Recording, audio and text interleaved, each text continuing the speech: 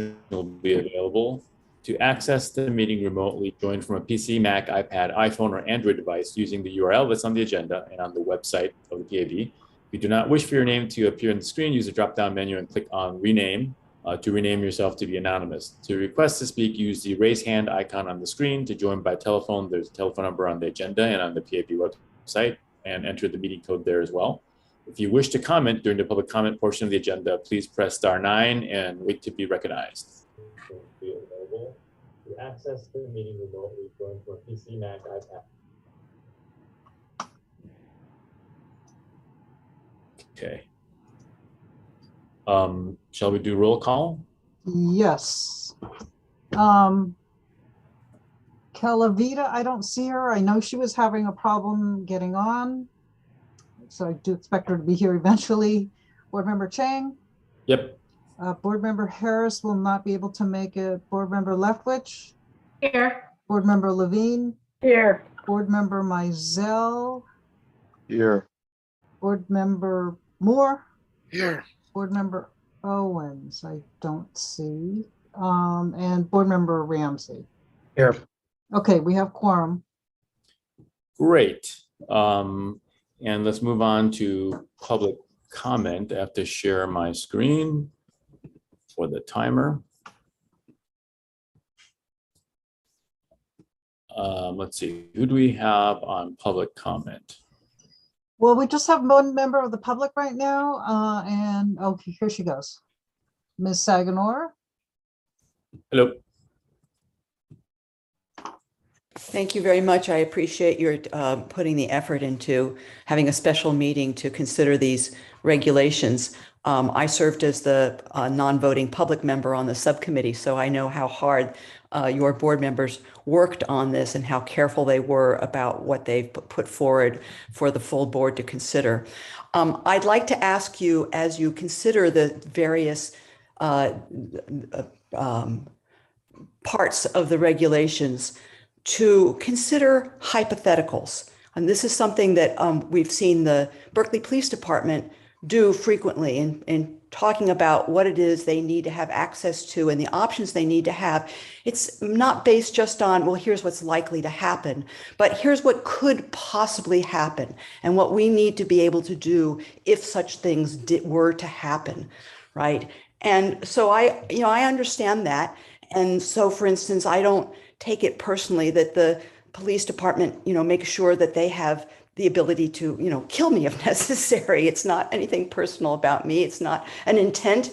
It's, hypothetical situations that could arise. And of course, many situations are, not extreme like that, but, my property could be seized without notice. I mean, there's various things that the police have to be able to do, even though it's not a likely situation.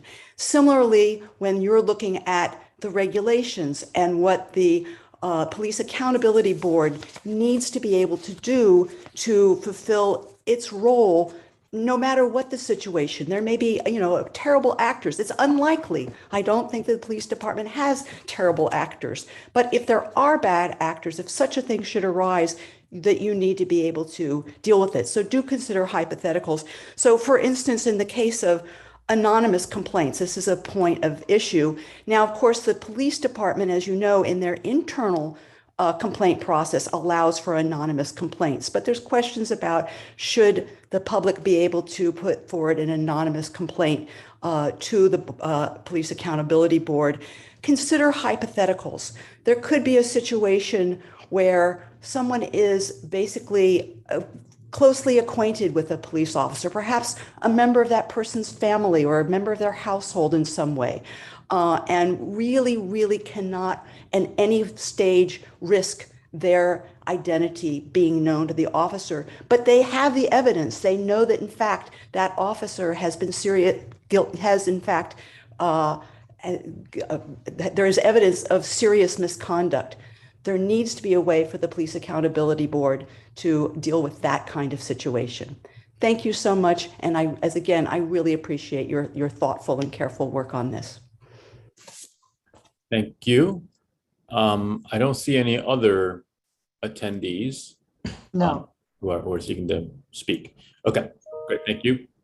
And moving on, first let me stop the share. So I know the July 4th weekend is upon us. And so thank you everybody for taking the time to come and meet. Okay, Chair, I want to note that Board Member Owens is present and Okay. Board Member Calavita is on by phone and she's Okay. still trying to log on as well. Great. And Vice Chair Mizell has come on board too. He was here when I called roll. Okay. Okay, great. All right. So we got lots of folks here. Thank you. Old business. So we're going Let's to be, acknowledge, oh, sure. Of course. Deputy City Attorney James Chang is here. Lieutenant Montgomery is here as well.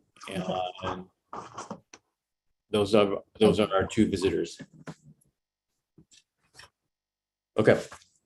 And this is a special meeting to discuss the continuing reviewing the draft of proposed permanent regulations for handling investigations and complaints. So should we, based upon our conversation last time and our thread, I think it's most efficient to jump right to the May 20th memo and start from there. That's on page 5 of the packet. actually, I had the place marked. I mean, you could look at the memo, but I'm going to go to You can the pull up the electronic. Great, thank you. section, right? And then, and I'm going to share screen. Great.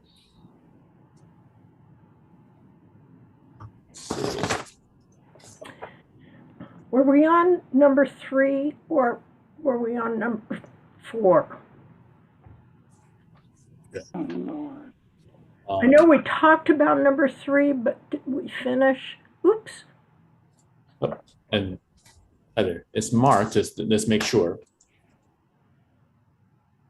So that Director Lee, so that's the We finished number 3, okay. Okay. and I think we're on to number 4. Okay. That was my recollection. And we're talking of the May 20th memo. Right. That was my recollection. We had a camera about BWC's body worn cameras. So now we're at number 4. Is that this is the draft though, right? So Yeah, okay. So the memo on number 4, I'll read it out loud then. sure. Relaying findings to the chief. The last relatively minor issue in draft regs section 2E5 subsections B and C concerns wording about sending the findings. A subcommittee member is arguing for, quote, the board shall send its findings to the chief. While the director agrees that the findings, quote, belong to the board, the act of sending them is performed by the director or ODPA staff. And can you direct us to the section in the regs? Yes. So It's section 2E5. just, yeah, Roman numeral 2. And it's page E. page 9 of the draft.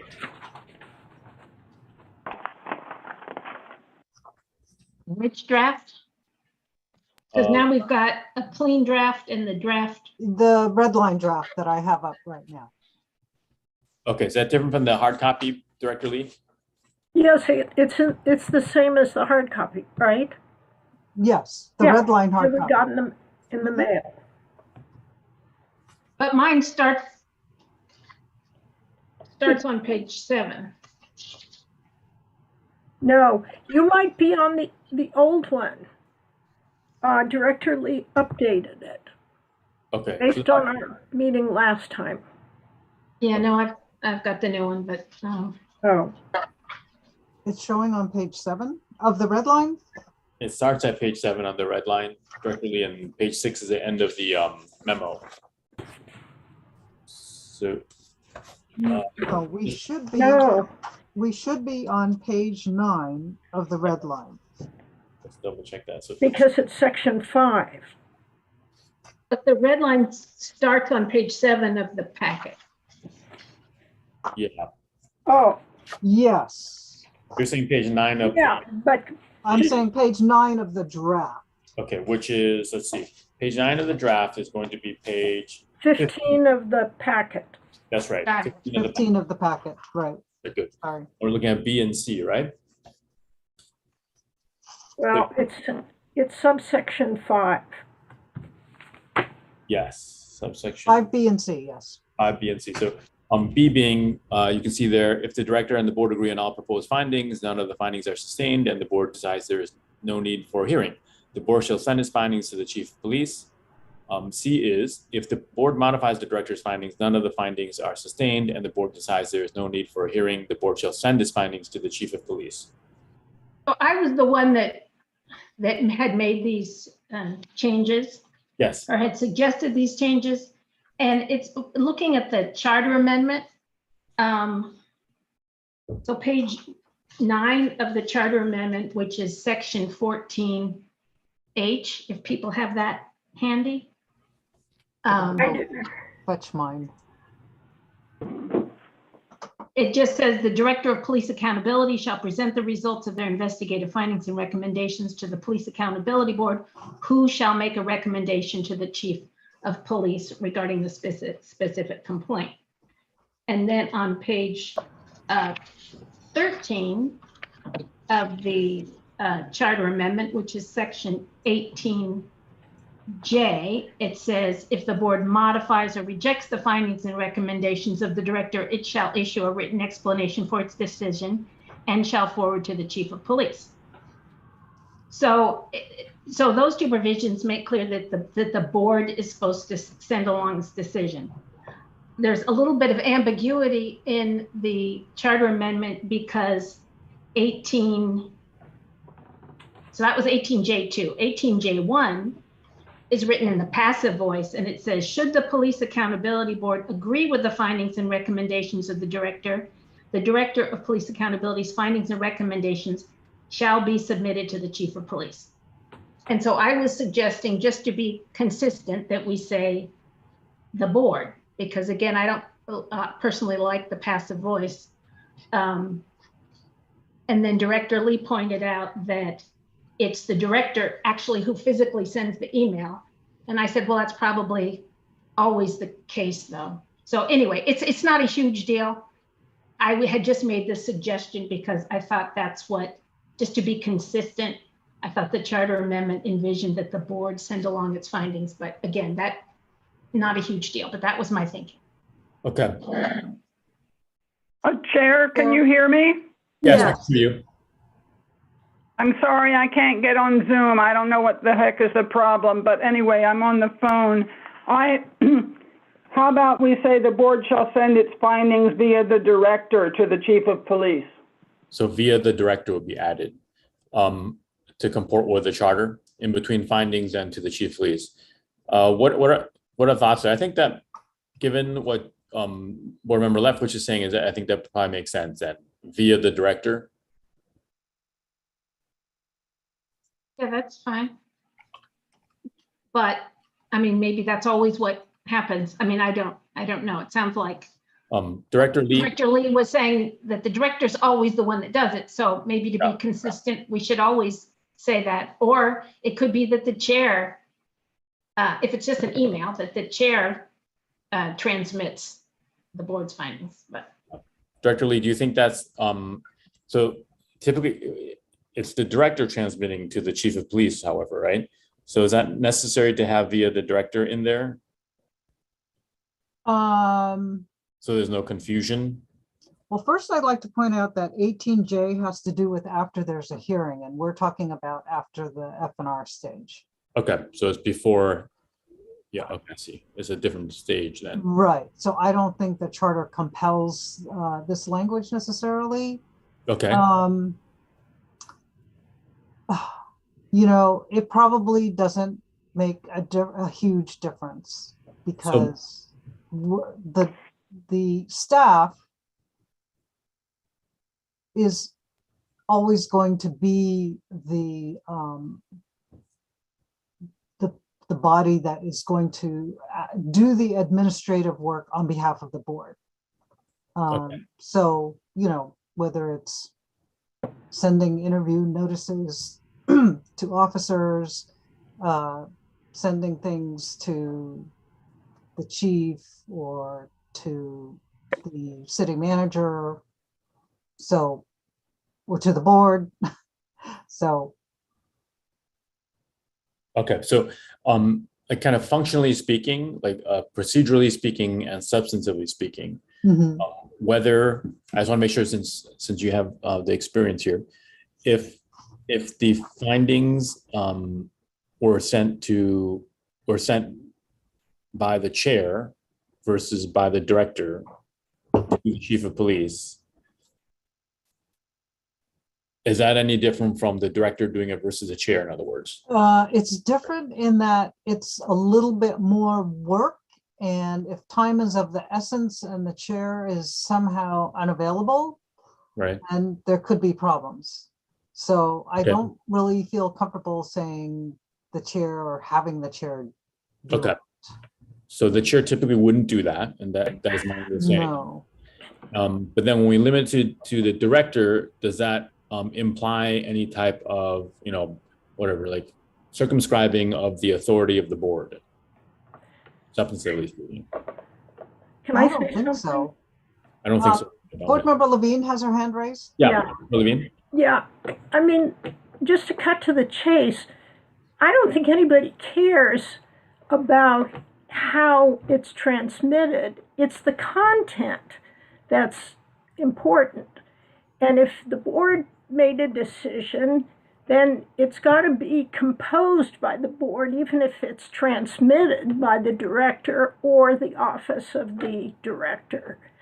So that's all I care about, is that it's clear that if the board makes a decision, the board's decision has to be composed by the board. It can be transmitted and has to be essentially, as Director Lee just said, by the director. But we don't want to have changes or edits that aren't approved by the issuing body. That's all. As long as that's clear, I think that's the important thing.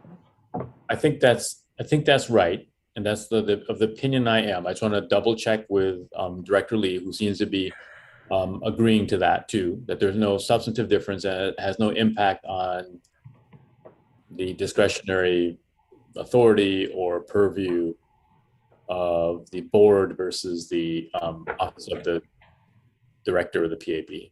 Well, the director has no discretion to alter the findings of the board. That's very Right. clear.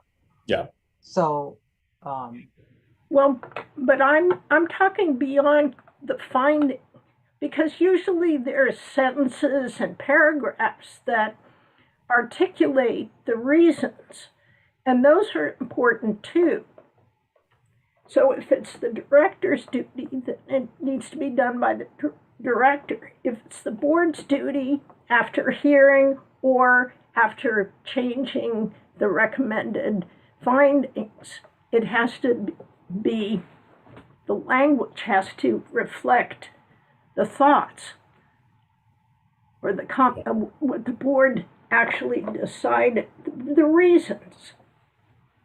well, it would only be if the board wants to modify the director's findings, right? Because if Right, you're in agreement, absolutely. then we'll just go with whatever. Yeah, no, that's right. Yeah. Okay. So are folks then, given that, do we want the specificity of the via the director or we don't want it? I don't think. I think it's don't- redundant. I don't think we need it. Okay, board member Leftwich is saying not to add that in. So, and then does that address the question then that was raised in the memo? It's not my preference, but I think I could live with it. You mean the language of it currently is not your preference, Director Lee? Correct. Okay. Right. What would I just want to hear from you.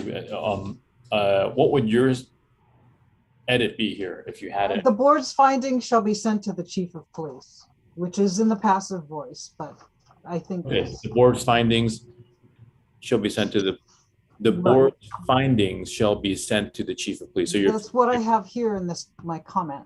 okay. I mean, I'm fine with that. Does anyone else have a concern about flipping it to the active voice here? Or the passive voice? I think that the way it's written, that Board Member Leftwich wrote, reflects what my concerns are. If you merely have the board's findings, Okay, any reasons or support or arguments or that are attached could be I see what you're saying. eliminated. It kind of narrows the scope when you change it from active to passive. I see. Right. I think Director Lee is probably saying that's probably not going to happen. Like the assumption is the findings, but I get that, and so I'm fine with it. So at this point, we're like kind of nitpicking at it, but I think if we left it, Director Lee, I just want to make sure that you can see you kind of thinking about it. The board shall send its findings to the chief of police, which is inclusive of potentially any like attachments or addendums or supporting, or beyond that, supporting information that might need to accompany the findings. Whereas if you flip it around back to the passive voice, it suggests that it's just the findings are going forward. I think we're trying to nitpick a little bit there, but Okay, I don't see it that way, but I'm okay with this wording as it appears in the main body of the draft. okay. Do we need to do a motion and a vote then? Not unless there's anybody who disagrees. Does anyone disagree? So on record here, what we're saying is that, of course, when we say shall send its findings, it would be inclusive of any other materials that are relevant to provide information on the findings to the chief of police.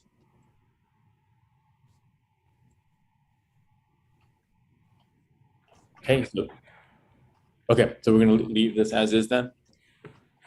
Yep.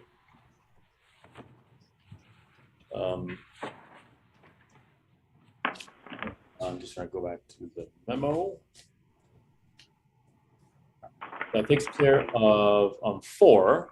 Remember Leftwich, that takes care of it for 4, right? Right. Okay. Now we're off to number 5, which is post-hearing.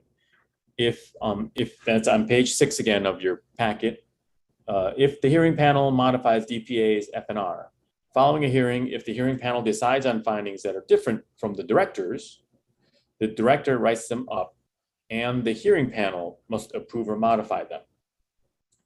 The subcommittee did not discuss the alternate language found in draft regulation section 2, Roman numeral 2K4B, which is page 18 of the draft itself, not the entire packet. Please see the notes on that page. Part of the challenge is that the FNR findings and recommendations are due to the chief within 15 days of the hearing. So when it goes back, the director needs to write them up, and then the hearing panel must approve or modify them.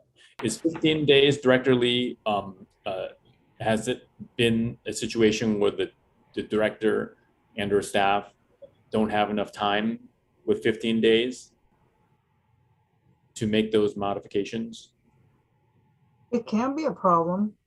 Okay. So if I could just say, I had raised this one also, because I think it's really important that whatever is transmitted to the chief and what the parties see reflects a consensus of the hearing panel. And so it's very important that document, if there's feedback, that, for example, if I'm on a panel and I have substantive feedback, and somebody else has substantive feedback, I think it's important that we see each other's and that we come to an agreement on it, because otherwise, if the director just,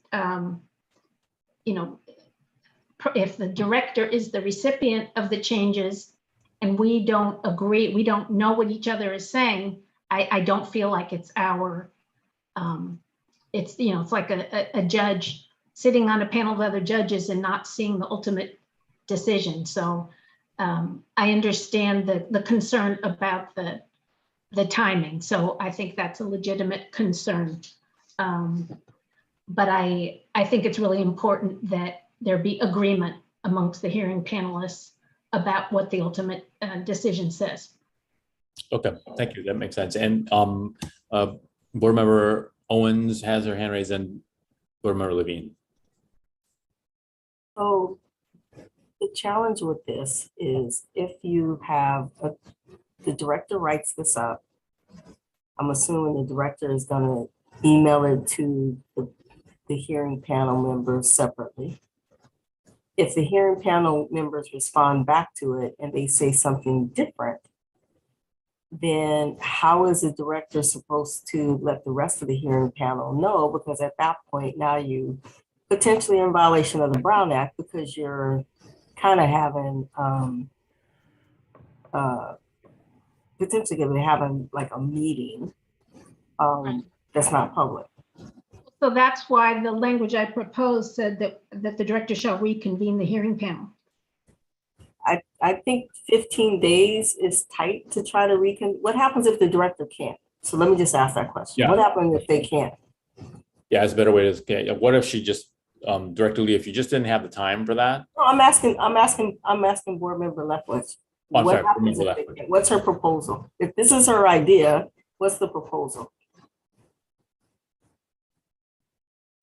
I guess 15 days seems like a long time to me. And if it's 3 people and you need to get their schedules together in one meeting to agree on language, I guess that seemed doable to What me. happens if you can't? I'm just like our public member said, let's think of possibilities. So what happens if you can't? Then the director you can have a clause in there. If it's not possible, the director can then perform that function. But then if you're going to trust the director to edit, then why can't you just trust the director to write the results? No, It's a matter of knowing. It's a matter of. Let's back up again, because my question has never been answered. What happens if the director can't pull the hearing panel together? What happens? What happens is what you have now, where the director can. First of all, I'm not on the right page in my own little packet. It's page 24 of the packet and page 18 of the draft. Oh, thank you. I'm sorry.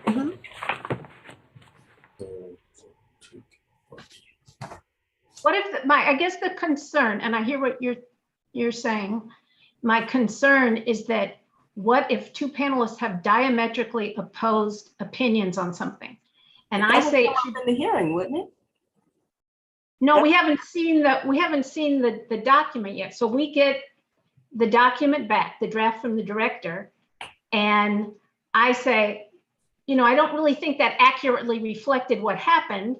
And then somebody else says, yes, it did, or somebody else has some other concern that's substantive.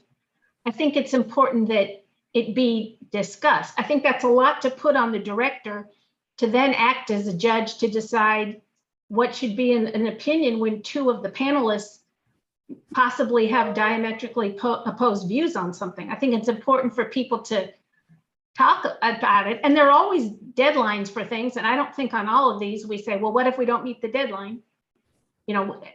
So I guess we could I guess I'm not thrilled with having to put that in there. But if you're willing to let the director make the changes, if you can't pull the hearing panel together, I don't understand how this would work if you can't pull that here. Because 15 days, it seems like a lot, but I mean, look at how many times we tried to get together for different meetings. I mean, I can tell you with some of our subcommittees, which only have 2 or 3 members, we can't even get together and come up with dates for that. And we're talking about 6 weeks worth of time versus 15 days.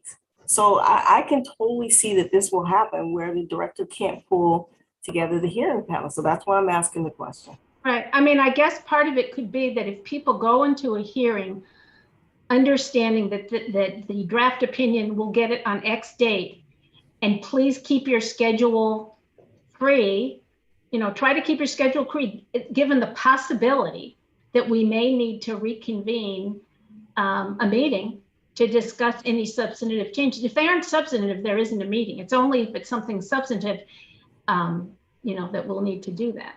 Well, And if people are, go ahead. Well, first of all, also, if it's a 3-person panel, we're talking about 3 people, it's possible 2 people issued the decision and there was a 3rd who dissented. So it's only the 2 then that need to edit or approve the final draft. If all 3 are in agreement with the decision, then it's 3. I can't believe that 3 people who have committed to hearing something, which means it's important, can't get back within the time limit. And if they do, then you can have an alternate. That's different than agreeing that de facto in each case you give the 3-person panel away its power because of some hypothetical possibility that somebody gets sick or somebody doesn't show up.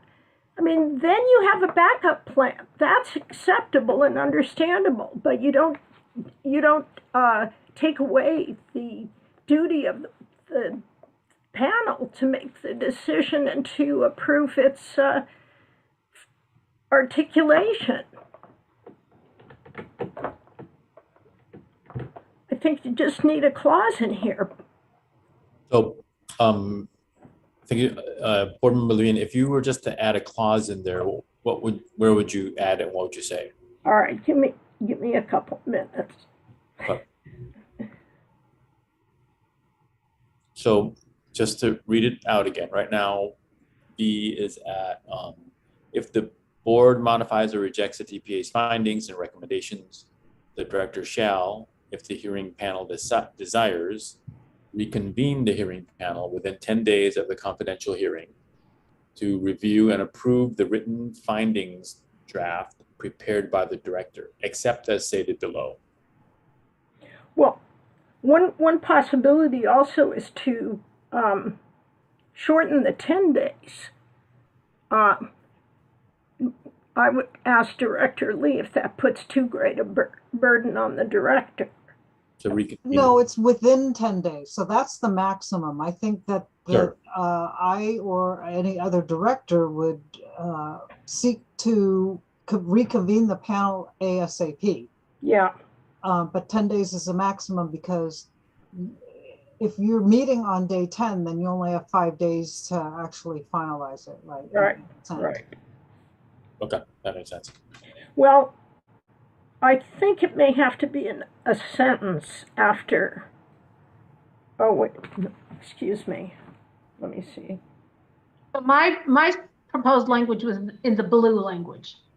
Okay, so B down below. So instead of the red language here, I know some people may not be able to see it, but the red language, if the director is unable to reconvene a hearing panel or there is insufficient time to meet investigated deadlines, the director shall prepare and electronically submit a written findings draft to the hearing panel for approval. To avoid a Brown Act serial meeting violation, the director will circulate the draft findings separately and only once to hearing panel members for comment and feedback to the director, who shall not share the comments or feedback of panel members with one another.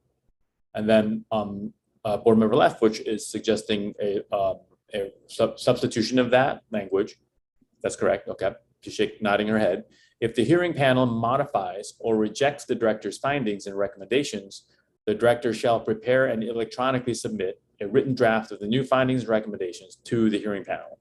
If any member of the hearing panel advises the director that the member seeks to make substantive changes to the draft, the director shall reconvene the hearing panel to ensure the panel has reached consensus on the findings and recommendations.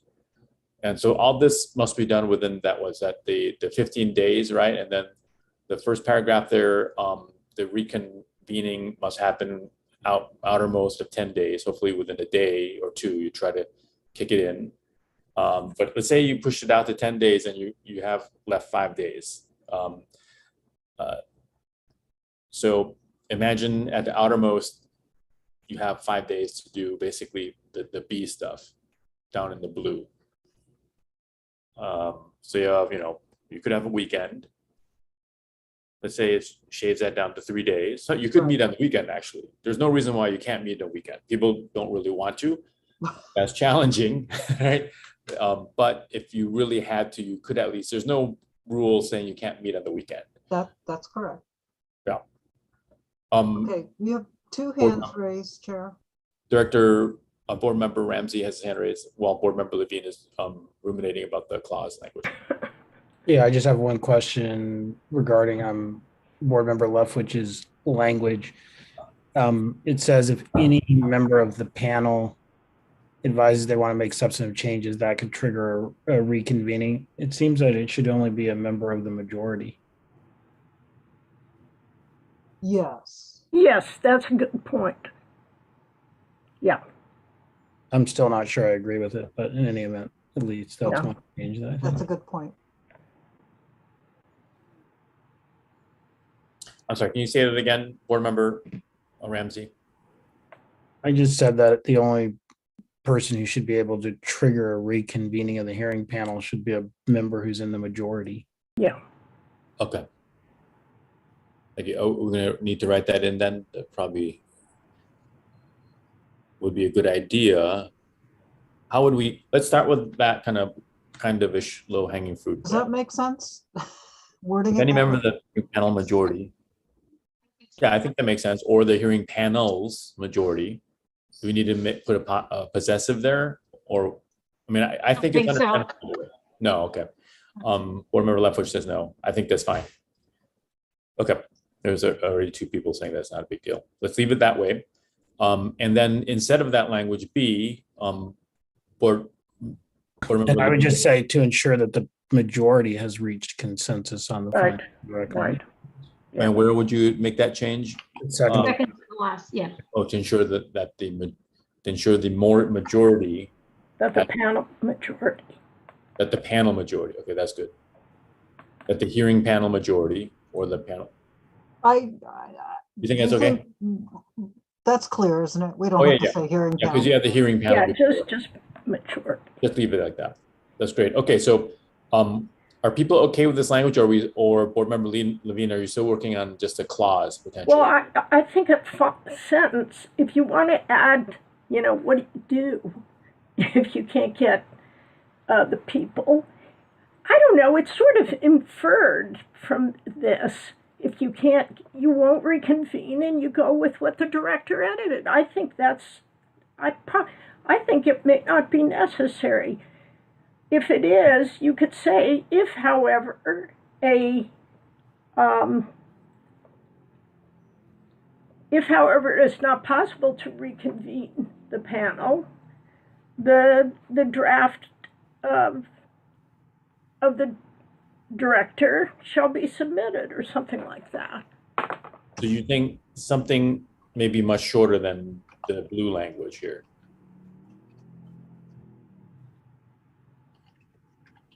Can you repeat that again? Board Well, I know I'm The going. language from up above, right, that starts out, I'm I- doing after the red.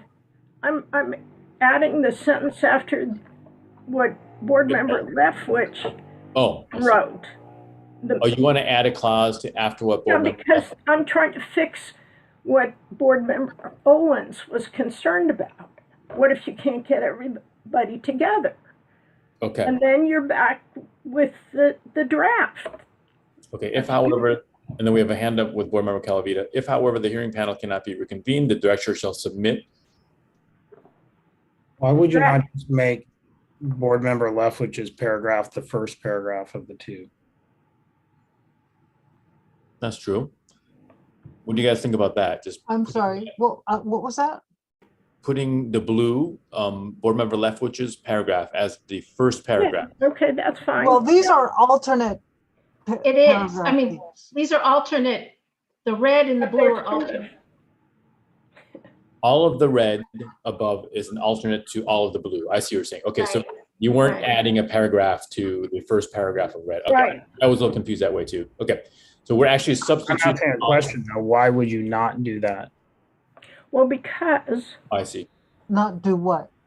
Just make the Red. board members Leftwich's paragraph, which I understand she intended to be both paragraphs, but just make it the first paragraph, particularly how you're now trying to write something about what to do in the case that you can't reconvene, which the red second paragraph already addresses. Okay, and there's In the leave blue. the first, you're talking about the board member. Oh, I see. Ramsey, the first, you're talking about the first or second red paragraph there. What I'm saying is there was two alternatives, the red, which was paragraphs 1 and 2. That's Right. Got it. And then board member Leftwich recommended the blue, which was paragraph B. We are now, or at least someone is trying to write what will happen under the blue if you can't meet the deadlines. What I'm Right. saying, paragraph 2 in the red already addresses that. So why wouldn't we, if you believe that B and you want to add a paragraph to say what to do if you can't make a deadline, why wouldn't you just make B the first paragraph of the first option? In other words, why wouldn't you just include the second paragraph? Yeah. I'm not sure we need all of this. You think it's too much? second Yeah, the paragraph. whole thing about the Brown Act is sort of unnecessary. Is it Director Probably. Lee? Can I ask a question? So let's say the director can't reconvene the hearing panel. So and you're saying that the director is now going to submit the draft.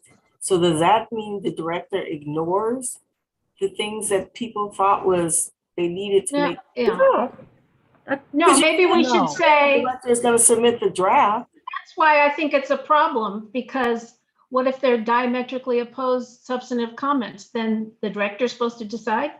Well, that's what you guys are saying. That's what that's what you're saying Well, right now. I actually don't Draft. I don't personally like addressing if you run out of time, but if you have to do it, then I think it's more like the director shall use their judgment to, I don't know. That's why I don't like it, because I don't think it makes sense to put that on the director. That's a big burden on the director to sort out substantive comments made by people. Okay, so keep putting a flag in that. I want to make sure that board member Calavita has the opportunity to, she's been waiting for a few minutes now. And she's here on video. yeah. I Yes. finally managed to do a short run around the Zoom link. Anyway, I was just going to propose that instead of a whole separate sentence, we just say the director shall attempt to reconvene the hearing panel. And then that makes it not so imperative. Where are we going to put In that? B, the director shall reconvene the hearing panel. In the I'm blue. just saying, instead of the however, maybe we should just say shall attempt to reconvene the hearing panel, making it not so imperative. That's one thing I wanted to say. But the other thing I wanted to say is that we still have some really weighty issues to discuss. And I think that we should move on. I Yeah. think this is really important personally, because this has come up more than once when I've been on a hearing panel where I haven't seen what other people said, and it didn't feel right to me. So I think this is worth spending some time on personally. I mean, unless people are okay with this, but I just think it's important. Okay, so I'm confused. When you say you didn't see what other people said, if Right. you're in the hearing together, you hear what the person says. They don't Not really write it up, right? No, this is after the decision, that the director drafts a decision, right? After the hearing, Right. based on what everybody said. So the Right. director does that, which in and of itself is a lot of work, right? And then the director circulates that. And a couple of times I remember saying, actually, it was this, and Director Lee saying, oh, you're right. That's what it was. It was something else. And I don't know if nobody saw my comment. Didn't see what anybody else said. Somebody else might have said something also that was of substance. And it didn't feel right to me that if I'm on a panel, that I'm not hearing what other people say regarding the written opinion, right? You're right, we were all at the hearing, but this now is the written opinion. It's very important. It's being submitted to the chief and to the complainant, and it represents our thinking. And so we need to be of like mind. We need to be, similarly, we need to view it the same. So that's why I'm saying it's important. But Board Member Leftwich, do you agree, though, that it's only if a member of the hearing panel majority advises that there ought to be some changes, why is it only a member of the majority? I think a dissenting person might want to make changes. No. I they guess have the to feeling write- was that the dissenter, Then it's just one person. The dissenter has to write their own dissent. they're writing their own opinion Object to anyway. their own dissent. Oh, I see. I've done that too. And Right. so, so yeah, they're not, they're in a separate category at this point. Okay. Well, have we fixed the issue in your mind? I guess I'm not thrilled with the last sentence.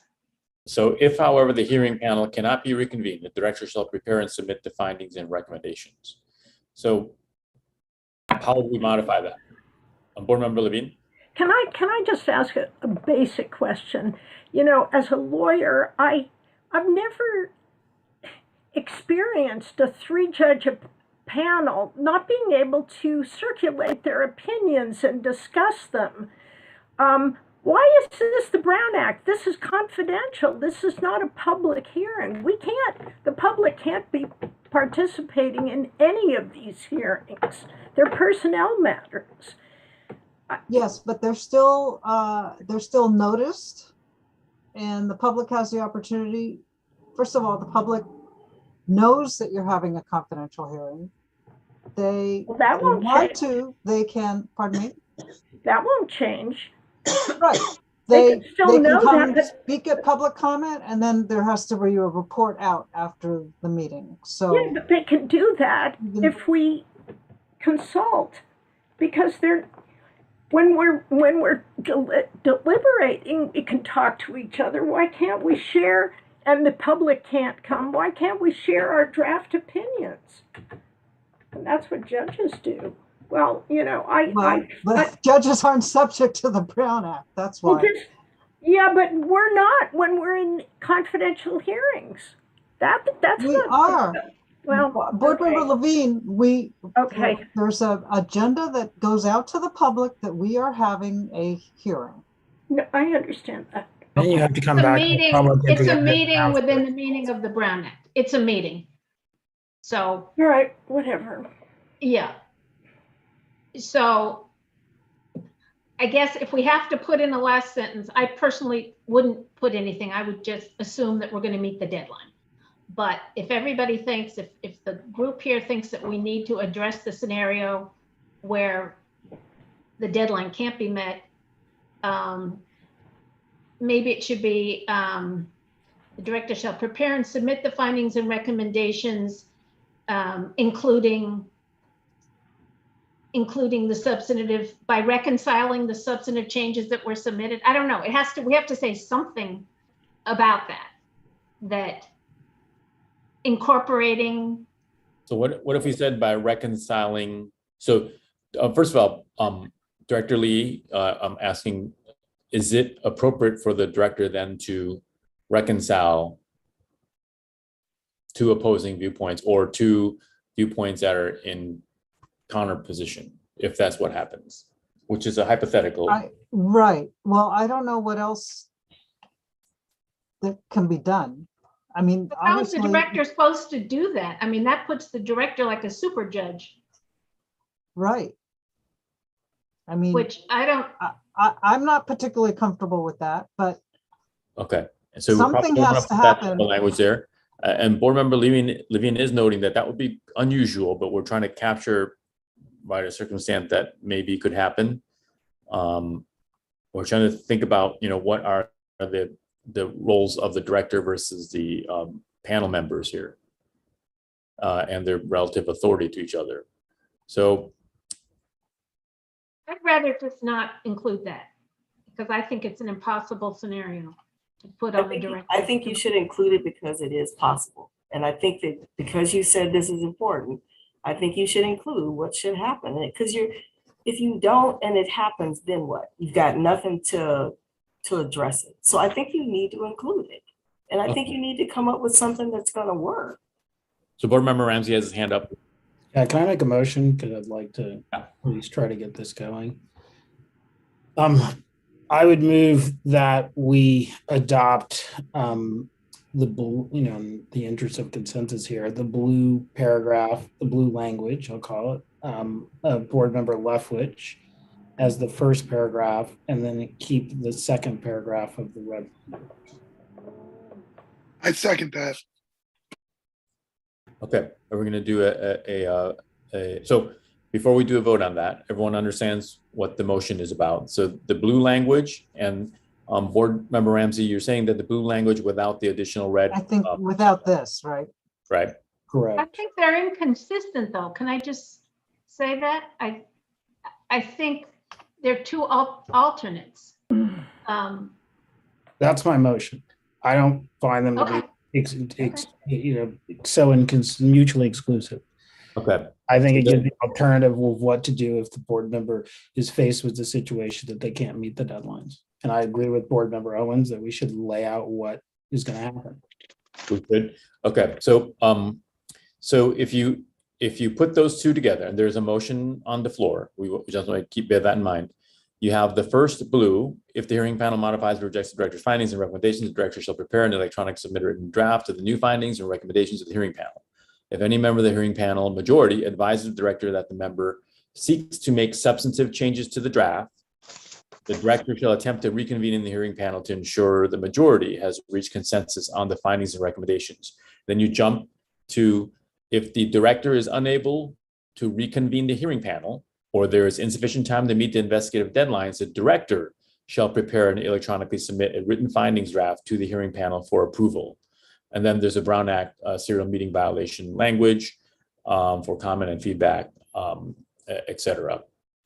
So that still leaves open, we're organizing the two together, but it does leave open what we're referencing as Board Member Owens' suggestion that you really need to be explicit about what to do if you have like two counterposed viewpoints. Right, it says What to do. It says what shall can convene, then the director shall prepare and submit the findings. So does that mean then the director makes the decision then That's between? what it says. Okay. Everybody understand that? So the director shall prepare and electronically submit a written findings draft to the hearing panel for approval. That'll capture this situation hypothetical that Board Member Leftwich is referencing with two people who might have counterposing viewpoints. Director Lee, if that came to you, if there was such a circumstance, have you had a circumstance like that? Number one, maybe you could use like an actual real life example to tell us, what type of exercise of discretion you were able to use in that context.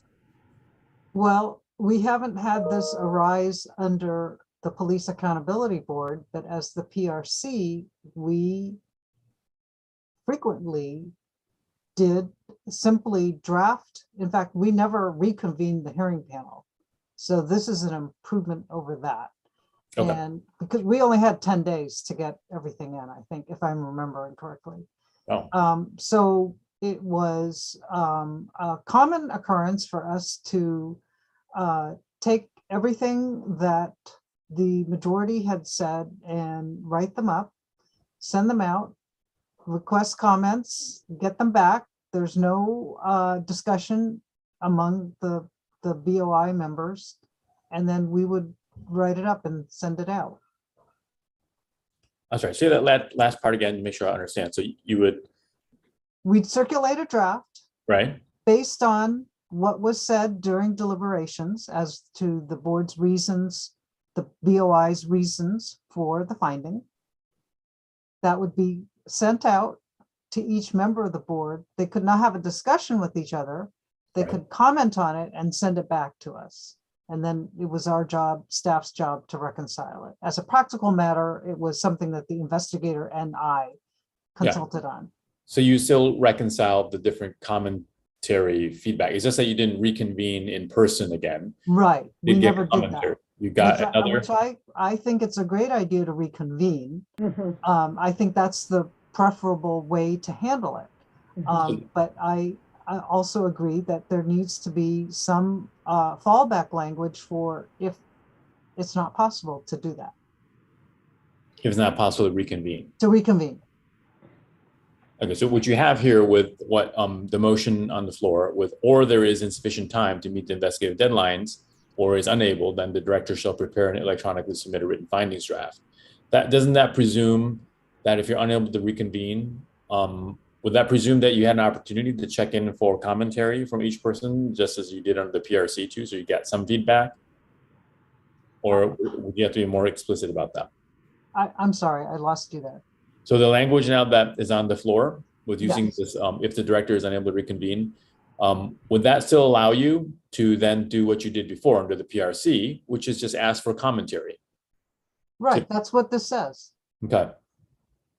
So, I mean, I'm okay with that. Are there any other questions about this? I mean, it's been done under the PRC. It does mean that the director, probably working with the investigators, have a certain degree of discretion, which there's no rule saying they cannot, but they're processing all the information that has been given to them along with the commentary and whether they convene or not convene to make that decision. Or Well, I prefer that there be a convening because Yes. I'm interested in accurately Yeah. relaying the thoughts of the hearing panel. 'Cause So what it's you're their saying is- decision. you want to write that into the language that you have to have a reconvene. Okay. But this is captured. Well, that's why, see, the way I started out was we shall reconvene. That's right. And then it differs from board member Leftwich is that first I circulate and then if somebody chooses, they'll reconvene. Okay. Okay, you have some hands raised, Chair? Sure. Board member Levine and then back to board member Ramsey. I'm sorry, go ahead. No, go ahead. Go ahead. I'm just trying to get so we can move through this. We have a lot to do. Yeah. I think this is a compromise. Not everybody's getting everything. I mean, otherwise I'm fine with just the first one, but this is giving board member Leftwich and, an agreement about how to proceed initially, but it does still provide something that seems workable of what to do if the deadline doesn't allow you to convene or for some reason people are unable to. Yeah. My point was that those two, they don't go together and. They're not mutually exclusive. And I think they work fine together. We have to give some, I understand you don't like the explanation of what to do when you can't reconvene. No, but no, if I'm not Rowan said saying we it. have I'm to put saying, something, and this seems to be the best suggestion that we have.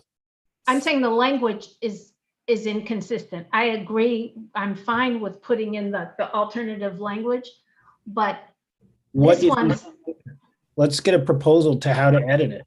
So how about a friendly amendment then to the motion that's been seconded, that's on the floor? yeah, okay. I would keep the blue as first. Okay. And then, we have a proposed last sentence. I would just either put a C or just keep it as a sentence and just modify this last Okay. sentence. And I don't think we need all That's the not my brown motion, not accepting that. Also, board member Leftwich, just to make sure everyone's clear, the current motion on the floor is to take all the blue language in your paragraph B, none of the red that was added, and then just put that right in front of the paragraph that's currently right ahead of it, if the director is unable to reconvene the hearing panel. So that is the current, without that not dangling, but last sentence in red below your blue. Does that make sense?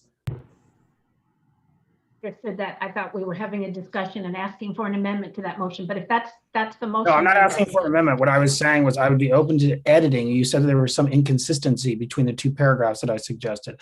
I said, if you can point to a specific inconsistency and suggest an edit, I'd be open and listening to that. Well, I see. Okay, I had opened up for amendment. So we can revise based upon the current motion, I believe, as long as it doesn't, substantively change it, then it must be a friendly amendment if I'm not incorrect. So To be specific, I don't think we need the language after the first comma, the director shall prepare and electronically submit written findings to the draft for approval, because we have already said that. I've already said that in the blue. Okay. So Right? that's just a matter of the repetition. Okay, the director shall prepare and electronically submit written findings draft to the hiring panel for approval. Director Lee, do you mind temporarily deleting that? We can Let me see if this works. Okay, now we don't see it at all. Okay. Let So me we- do something else. Yeah. Okay, Okay, there we go.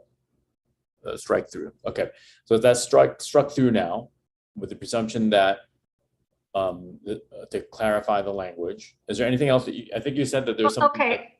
Yeah. I've just got to say this, to me, this doesn't make sense because under my language, the director has already circulated it, Okay. right? And so, right. So do we need the board member? I just don't think this makes sense. I don't think they're mutually exclusive. I'm fine with or without the language that's struck. It doesn't, I don't think they're mutually exclusive. This talks about what you'll do when you're unable to reconvene a hearing. Okay. And then the, But I do think we need to vote and like on some proposals and move on with this. It's, you know, it's 8:04. yeah, that's- I suggested deleting some more language. okay, let's leave. What do you suggest, Director Leap? So so if the director is unable to reconvene the hearing panel, blah, blah, blah, Yeah, the director will circulate the draft findings separately and only once. separate. Okay. And does that still seem out of sync? Board Member Fine Leftwich? with that. I'm fine with it too. I think Director Leftwich was saying that she thought it was out of sync with the fact that the director had already would have issued the electronic submission by that point. She'll Okay. still have to call for comments. Right. Feedback. Right. Can I click, the thing I want to know is, can't you reconvene then with 2 of the panel members? Yeah. You don't need, huh?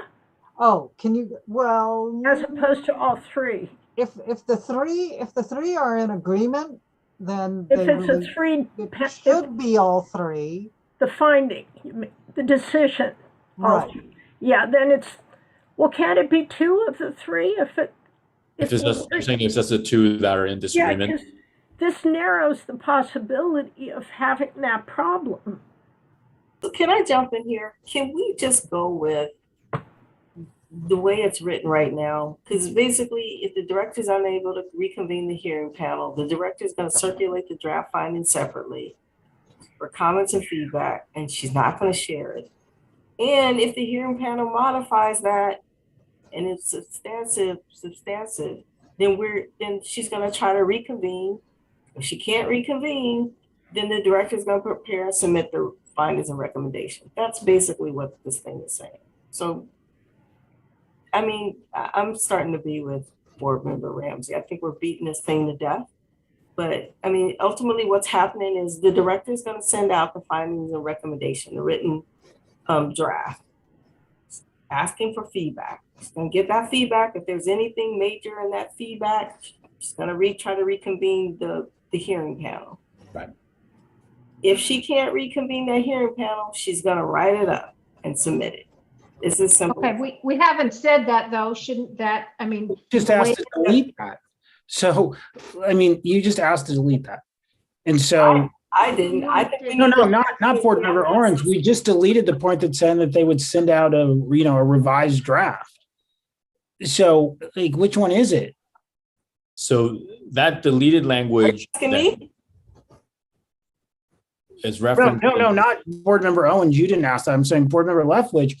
We just went through and also the director, deleting the director shall prepare and electronically submit written findings. Okay, so that perhaps we need to put that back in. Let's think about this. No, okay, we can move on. I don't love this, but we've got a lot to do, so. Can we put back the bottom one, if however the hearing panel cannot be reconvened, what the director is gonna do? Sure, sorry, I thought you were going somewhere else. No. Okay, so let's just make sure the motion on the floor is to take the blue language and then put it in front of if the director is unable to reconvene. Board Member Owens has requested that we drop back in the final sentence in red that Board Member Levine was initially crafting. Yeah, but that doesn't make sense. Yeah, that doesn't make sense. May not That be doesn't make Both of sense these. if you use that paragraph, so I think it's better to just use that paragraph. Doesn't make sense, it's totally repetitive. So Board Member Owens, I think that's right. If we use that entire paragraph above the red one, if the director is unable to reconvene the hearing panel, that's basically a substitution for and a more specificity to was it being attempted in that one sentence that we were about to put back, if however, the hearing panel cannot be reconvened. So if we just took the blue, deleted that last sentence in the red, and then put it in front of, if the director is unable to reconvene the hearing panel, the director will circulate the draft findings separately and only once the hearing panel members for comment and feedback to the director. That's where we're at now. And then that's the motion on the floor. I think that makes sense after a good conversation to ensure that everybody understood we're on the same page. So where does it address that if you can't reconvene, what the director is going to do? I just want that one clarification. That's in this paragraph. What's that? So, so it seems a little bit more implied. It's not only implied. We said the blue of the blue paragraph, then jump up to the red paragraph right above it, which specifically says if the director is unable to reconvene the hearing, yada yada yada. Here's what they do. Yeah, the director will circulate. I think what board member Owens is referencing, though, are you saying that there should be more specific language of shall prepare and submit the findings? No, I just want to make sure that it's addressing that if the director can't reconvene the panel, that's what that paragraph says. That's what this says. That does it. But board member Chang, what you were just saying, I agree with, if that's what you were suggesting, that it still seems to me that we need one last sentence that. Well, that's what I'm hearing from board member Owens. I'm not saying necessarily we need to. I think some folks are saying no, that. I don't think she was saying that. I don't think she was saying that we were switching the paragraphs. Okay. I just want to, we're about done. I think we're like a minute from doing a vote, but I just want to make sure, board member Owens, are you comfortable if we didn't have that last red sentence right below the blue paragraph and just put that right ahead per the motion of if the director is unable to reconvene the hearing panel, went right into that from the blue? And is everyone okay with that? You know what, if everybody else is okay with it, I'm okay with it. I think it's confusing, but if everybody else understands it, I'm good with it. So I do want to make sure I understand, you seem to be suggesting that last sentence right below the blue seemed to help even with the paragraph there. So let me go through this one last time. Yep. So help me to understand. So we have a hearing. The director writes up the draft of the hearing results. So at that point, the director, so this is where I see in the red, the director circulates those draft findings separately for comment and feedback. That's where I see that. Yeah. So the directors circulate those comments.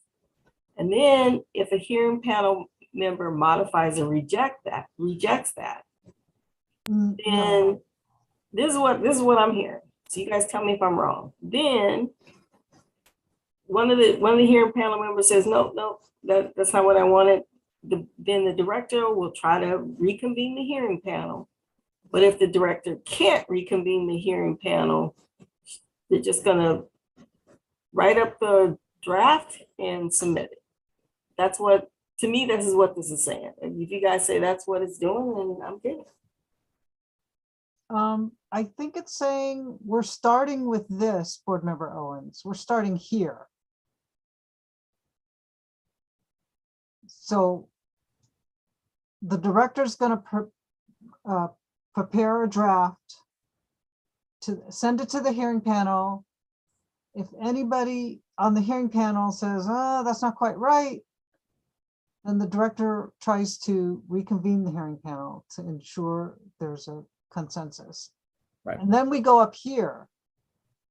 If the director can't reconvene the hearing panel, or there's not enough time, then director will just circulate the draft, I guess, one more time for feedback. And then to me, what's missing is then the director shall, Okay, then you could add that in at the end of that Right. paragraph. That's what I was saying too. There's the Okay. next, you need another sentence. I think that's what board members Owen was getting Yeah, at. put it right where the cursor is and just say, you can then use your bottom sentence and just say the director shall prepare and submit the findings and recommendations. Okay, yeah, punch it in. That's exactly what Director Lee was saying that they did under the PRC too. They would gather the commentary and then just issue something, exercising their discretion, their, you know, I don't know, the lack of a better term, like their executive discretion there to put together the varying viewpoints into one finding. Can I make a suggestion? Can we let the director craft this language up for us? And when we meet again to kind of finalize this, review what was crafted up and move on. Because I think now we're getting into how do we put the sentence here and there? And it's like, I think we understand what we want. So can we let the director write this part up and then we move on to something else? We could. I think we're almost ready to vote on it though. Is this, Director Lee, I just want to double check. Is this language, it sounds like we've gone through it. Is this pretty close? I happen to like Board Member Owen's idea. Okay. Yeah, because this Some redundancy. this gets confusing with that last sentence too, because it implies it's not the panel decision. It needs to be clearly the panel decision. But Right. yeah, and I think I agree. I Richard would, Lee could Okay. come up with something. You I have would to like fit- to work on it. Can I move the table? Can we move on? Can I move to table? Yeah, that's good. Yes. Who seconds moving the table per the instructions that Director Lee will take the language we have ready with blue in front of the red, and then particularly that last sentence, Yeah, perhaps good. to focus on some appropriate language to indicate how the director would then assess the various viewpoints that have been provided. Can I Okay, move to call the vote? yeah. What So are we did someone voting on? second? I'm moving to the table. Tabling it. I think we're seconding it. It was? Okay. Who was the second? I'll second. Okay, Board Member Owens. And do we need to do a vote or just by consensus? Is there anybody who disagrees? Okay, does anyone disagree? I'm not seeing it. Okay, good. Not seeing or hearing any objections, tabling motions, so moved. Okay, good. I know that was kind of harrowing, but it was good conversation. So we're now back at memo on page 6. So 5, we've moved from 5. Director Lee's going to give us some good language. And then we're off to 6, which is board-initiated investigations. The subcommittee, a new provision, draft reg section 4, page 21, allowing the board to initiate an investigation as opposed to complaint, so that the staff may gather preliminary information and the board may then initiate a formal complaint. It is unclear whether a board-initiated investigation is authorized under the charters. This is the whole thing around the board-initiated thing. Board Member Ramsey? Or was that from before? Oh, I'm sorry, that was before. I would ask, I thought we were gonna get the city attorney's view. Yes, and I have made the formal request. And so I'm not sure, request to the city attorney's office, so I'm not sure you want to discuss this. Yeah, Kathy, and I just want to acknowledge that we do have your request, and we are working on getting that advice to you. I'm sorry we couldn't get that to you before tonight's meeting, but I just wanted to confirm that we are working on providing advice to you on that. Okay, so Thank that's you. the Legal Advice from Council. That's something we really appreciate your working on. We do need to hit that as kind of a core issue with regard to the board's purview to help us understand the overall framework as well of the regs. But Board Member Calavita has a hand raised. Well, I'm just wondering, since this is something that we spent so long on in the subcommittee, and we've talked to Lieutenant Montgomery about it as well, and he had offered some possible language. And I'm just wondering if we shouldn't go through on the assumption that this is going to, we're talking about investigations requested by the board, right? Yeah, section 4. A Roman numeral investigations initiated by the board, yeah, or requested. The language currently is initiated by the board. Right. That's right. This is something that's been ongoing. This is something that we've been doing. I don't it's just hard for me to understand how we could possibly have an oversight board which could not request investigations. That's right. I'm in agreement with that. I know that there might be concerns raised, but that doesn't mean that it's not a practice that is typically in place for oversight bodies. Of course, there's guardrails. We've talked about this many, many times. So, it would help to have, of course, the city attorney's input on this. But the question is, do we want to proceed while we're waiting for the city attorney's input on it? I'm just really concerned that, it's about to be July. We've been trying to do this for a year. Yeah. Trying to get regs in place. I don't know when we'll be able to hear back from the city attorney and when we'll be able to meet on the advice of the city attorney. It just seems to me that on some of the big items like this, that we might want to have wording in place.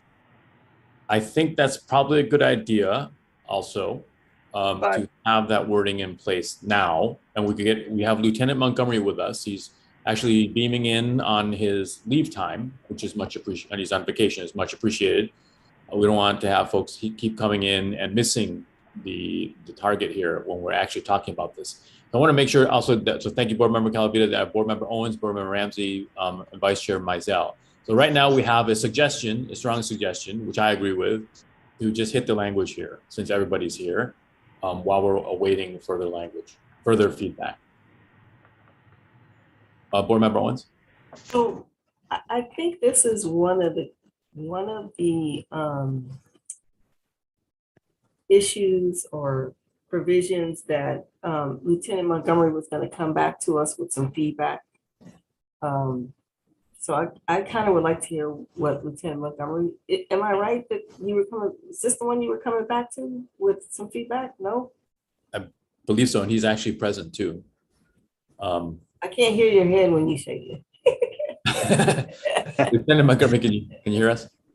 I don't think so. I think so. The underlying issue is it's less than well articulated in the charter that there's the authority to do that. It was valuable, I think, to talk through a lot of the issues if it were something that the board were going to be able to do and what the concerns were, and there were some good guardrails put in place if it were deemed allowable by legal or whatever, and keeping with the charter. But no, I don't think there was any homework for me on this one. Okay, yeah, we did talk a lot about it. You did have homework on one of them. Which one was it? My dog ate it. No, I think it was and Director Lee can help me out. I think it was a hearing issue, another hearing issue. Yeah, so we have a list. We'll have to revisit that. So, but for now, what the main thing is, we're talking about the kind of the authority of the PAB, the board itself, to request, as Board Member Calavita referenced, a whatever you want to call it, an investigation or a request for an investigation. And there was some language here on guardrails that was put in after a lot of conversation with Lieutenant Montgomery, raising different concerns, and also indicating what would come back and then checking back in with the chief. And we put in place certain guardrails. That language, I believe, is here already. So I want to make sure to check in. So, and also Board Member, can I check in with Board Member Ramsey and Vice Chair Mizell, and then Board Member Calavita? Yeah, my comment on this is, like everyone, I would like the board to be able to initiate a complaint or an investigation, really initiate an investigation. But, there's a lot of things that I might like to do, but the question is whether we have authority to do it or not. And I think we should be very careful about approving regulations that are then just going to be subject to change and are not going to hold up. And so that's why I'm like, well, I want to get some legal advice so we make sure we do it in the most defensible way. That's the only reason I want to get the legal advice, not so I can figure out whether we want to do this or not. I think all 9 of us want to do this, but let's do it in the way that's the most defensible. So, that's what I want to get the advice. If we're going to proceed without the advice from the council, well, then from my look at the charter, the most defensible way to do this is to have the city council approve an ordinance that gives us the authority to do it. Okay, so right now, there's a kind of a suggestion by Board Member Ramsey to go 2 different ways, depending on whether we move forward without the city council or without the city attorneys. But I don't think that there is a feeling to not get the feedback from the city attorneys. Of course, we want their feedback. I think the proposal by Board Member Calavita was that in the meantime, given that we've hashed this out quite a bit, to kind of move forward with temporary language pending that. I think, and then Board Member Ramsey, I think, is kind of specifying there's 2 different ways to do this if we are going to move ahead. But one version being that we could have an ordinance. So let's think about that. Board Member Mizell, Vice Chair Mizell. Thank you, Chair. And I appreciate all the comments so far and the really passionate discussion about these important issues. I would say in terms of this section, I don't think, I think my position is fairly similar to Board Member Ramsey's, but ultimately I believe the board, our position should not be constantly waiting for more legal review. The legal review will come. If the legal review says we cannot do this, we will ask council, can you please approve an ordinance so we can do this very obvious thing that the board should have the power to do. If the legal advice comes back and says we can do this, then the language we hopefully will approve tonight can carry forth and stay permanent within our regulations. I don't think we should circumscribe ourselves tonight because of a pending legal opinion. I think we should pass this or some form of initiated board complaints tonight. And I'm happy to hear and await the city attorney's opinion, but ultimately we are here tonight. And as far as I can see in this charter, we should have the power to initiate investigations. Not necessarily complaints, we can get into the different jargon and wording, but certainly the board should have the power to initiate investigations. If for some reason in the charter that's not allowed, we find out after the fact, okay, we can ask the city council then, we pass this, we really like these powers, we believe the charter had these powers, we believe the vast majority of the Berkeley public would want the board to be able to initiate investigations, given that literally investigate is in 2050, it appears 50 times in the charter amendment. But in ending, I believe we should act on this tonight. I do have concerns over the 6 votes for a board member, considering any other board action can be taken with 5 votes. But if we get to the substantive issues, I'll discuss that. Thank you. Okay, thanks, Vice Chair. Vice Chair Mizell's convinced me. I'm sorry, say it again, Board Member Ramsey. And Vice Chair Mizell has convinced me. Okay, thank you, Board Member Ramsey. He's been convinced by Vice Chair Mizell. That's the beauty of chatting these things out and out in the open. Board Member Calavita and then Lieutenant Montgomery. Well, I would like to, I 100% agree with Board Member Mizell, and I would like to propose some language that is, I would like to actually move, if we're at that point, some improved language for this section. Okay. So that we could have some language in place. Yeah. So first of all, I'd like to move that Roman numeral 4 reads investigations requested by the board. Instead of initiated by the board. Okay. Yes. Mm-hmm. And that section consists. But make sure let Director Lee have an opportunity to type that in really quickly. I don't want to break your train of thought, but she's on the other end, she needs to type stuff in. Okay. Investigation requested by the board. Thank you. Yes, because the board is not going to actually initiate the investigation. And that section would consist entirely of the sentence, the board may request that an investigation be initiated by the ODPA upon a vote of 6 board members. We can discuss whether it be 5 or 6, but for now, 6 board members. Period. New section number 5. Complaints filed by the board, because this paragraph here had originally conflated the investigation and the subsequent complaint. So Okay. I'd like to propose a new Roman numeral 5 that says complaints filed by the board. That would be the title of section 5. And that would say, subsequent to the investigation, just as it says there, the ODPA may recommend to the board that a complaint be filed by the board. This is in response to an idea presented by Lieutenant Montgomery that I agreed with, that it helps remove any perception of bias if the director recommends the filing of a complaint by the board. Then, criteria for board filed complaints include, and then you would go to the next page where you see 1, 2, 3, 4, the guardrails. Whether the complaint alleges prima facie misconduct, the seriousness of the incident, the timeliness of the complaint, whether a formal complaint has already been filed about the incident. Those guardrails would be inserted also in this section. And then the rest of it would be the same. Rules of procedure, blah, blah, blah, including 1, regulatory references to complainant are moot, and 2, in other words, you'd now have a Roman numeral 5, investigations requested by the board.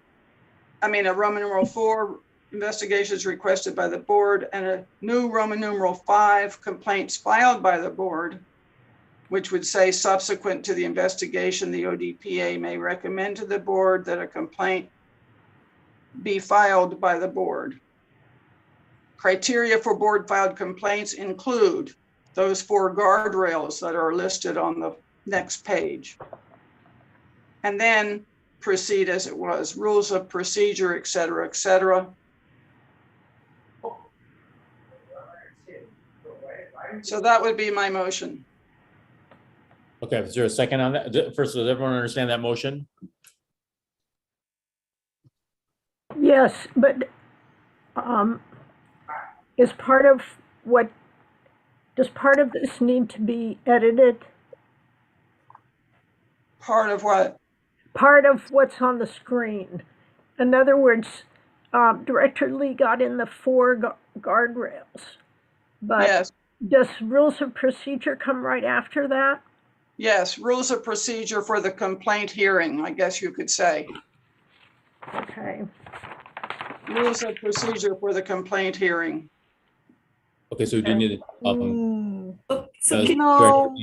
not just the hearing. Okay, in general, the rules of procedure, the evidence standard, everything. So Kitty, can I ask a question? Yeah. So on your, Kathy, can you scroll back down? So, no. This way or perfect. Either way. That's fine. So I agree with this investigation requested by the board, but you mentioned, Kitty, that the police department through Lieutenant Montgomery raised an issue with the board initiating a complaint. But then you title this thing complaint filed by the board, and you also say that ODPA recommends to the board to file a complaint. So, but I thought we were trying to get away from that the board would actually be filing the complaint, because how could we hold a fair hearing if we're filing the complaint? We filed the complaint, but upon the recommendation of the board. In other words, that's a decision made by the director. The director has come to the decision following an investigation that a complaint should be filed, and recommends to the board that they file a complaint. Okay, and that was part of that conversation with Lieutenant Montgomery, who I'm going to allow to speak really quickly. But first, I want to remind folks that we have that motion on the floor. And some of the language that Board Member Calavita is referencing right now was language that was hashed out in conversation with Lieutenant Montgomery in subcommittee that Board Member Calavita is specifying right now. Board Member. I must say that the only alternative that I see really is that the director himself or herself do the actual filing of the complaint, but that seems bizarre to me, so. The charter doesn't also, I don't believe, offers that as an authority of the director. No, it doesn't. So there are a couple issues. This kind of makes it sound like, so I understand the idea that something comes to the attention of the board and the board says, oh, that doesn't sound good. We should look into that. And they direct the ODPA to look into that. And then when they do, the ODPA kind of can come back and say, oh, it turned out to be nothing. The story you heard on it was a lie. Everything's fine. Or no, there's some serious misconduct here and the board needs to, ODPA recommends the board files a complaint. So I think the issue that I'm seeing with the stuff that was kind of lined out, I guess, at the last meeting was that we had kind of gotten a good place about the serious misconduct. When the board is able to initiate their own complaints, there's a concern, I think valid one, that, maybe not this board, but another board in the future would, just, put themselves in a position to mine the sort of metaverse for complainable offenses and that the serious nature of the misconduct. So that basically a lot of complaints would be coming our way from the board. And so I liked the fact that the board or that the subcommittee, said, hey, yeah, we're serious about this. This is something serious that we would be doing. And we wouldn't be doing it for low-level things like, or maybe eye of the beholder things like a discourtesy where the person hadn't complained or something of that nature, or something that somebody hadn't even heard, and make it a vote of 6. So saying that this is serious when the board makes a complaint, more serious than a normal action filed by the board. And we'd only do it in the most serious cases. And then also the hurdle of the bar of saying this is serious misconduct. Now I do see in there too, it says the seriousness of the incident, but that's almost that's something we'll consider. And then this board says discourtesy isn't a serious thing. And the next board feels that the discourtesy is in fact serious, and without a definition, it's not limiting in any way. So I think there's just this big concern, and it's actually from cases that have already been processed under the new DPA program where, for example, allegations were added, cases were reinvestigated, and then, minor charges were added, not made by the complainant, to cases that, just doesn't smack of fair, because the board themselves are saying, we think that, going in, you're saying, I saw this video and I think this is misconduct. Send it back to me a little while and I'll tell you again that I think it's misconduct. It just does not feel fair to be both the complainant and the trier of fact on that.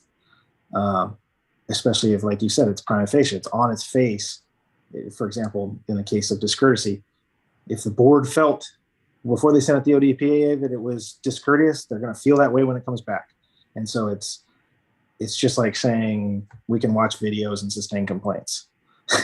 Or mine for complaints. It doesn't feel fair. I thought at the subcommittee we discussed these 4 guardrails in another context, and you thought. Yeah, what I'm saying is I like it better. I like it better where it says initiated by the board in cases of serious misconduct, rather than having it as a kind of a hook there at the end in number 2. I liked it better there, and then that's why I'm saying this: the seriousness of the act of saying the board feels that this is serious enough that we need to file our own complaint in the absence of a complaint.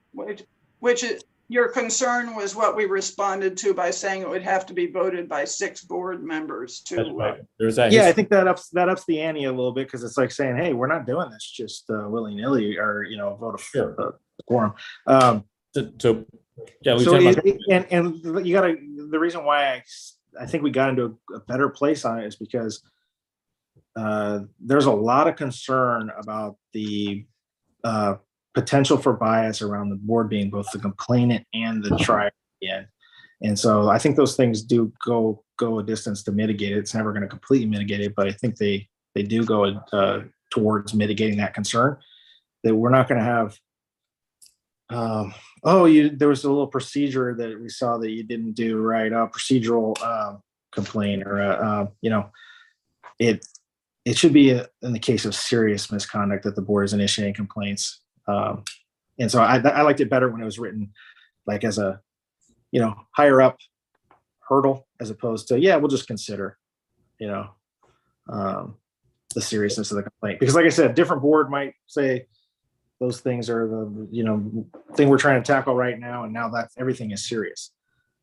Sure. Thank you for that history. That helps to explain, kind of give context to some of the folks who were not on a subcommittee. Now, again, the board member Calavita has noted that the 6th number, which is a one person above 5,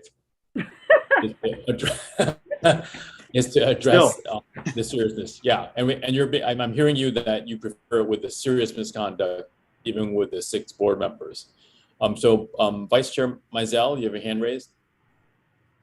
Yes, thank you, Chair. I have to say respectfully, I feel some of this conversation has completely lost what the purpose of this board is.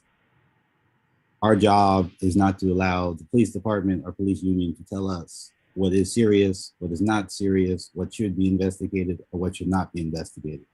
And respectfully, Lieutenant, I don't think you meant any offense by it, but 5 votes of this board is not a willy-nilly decision.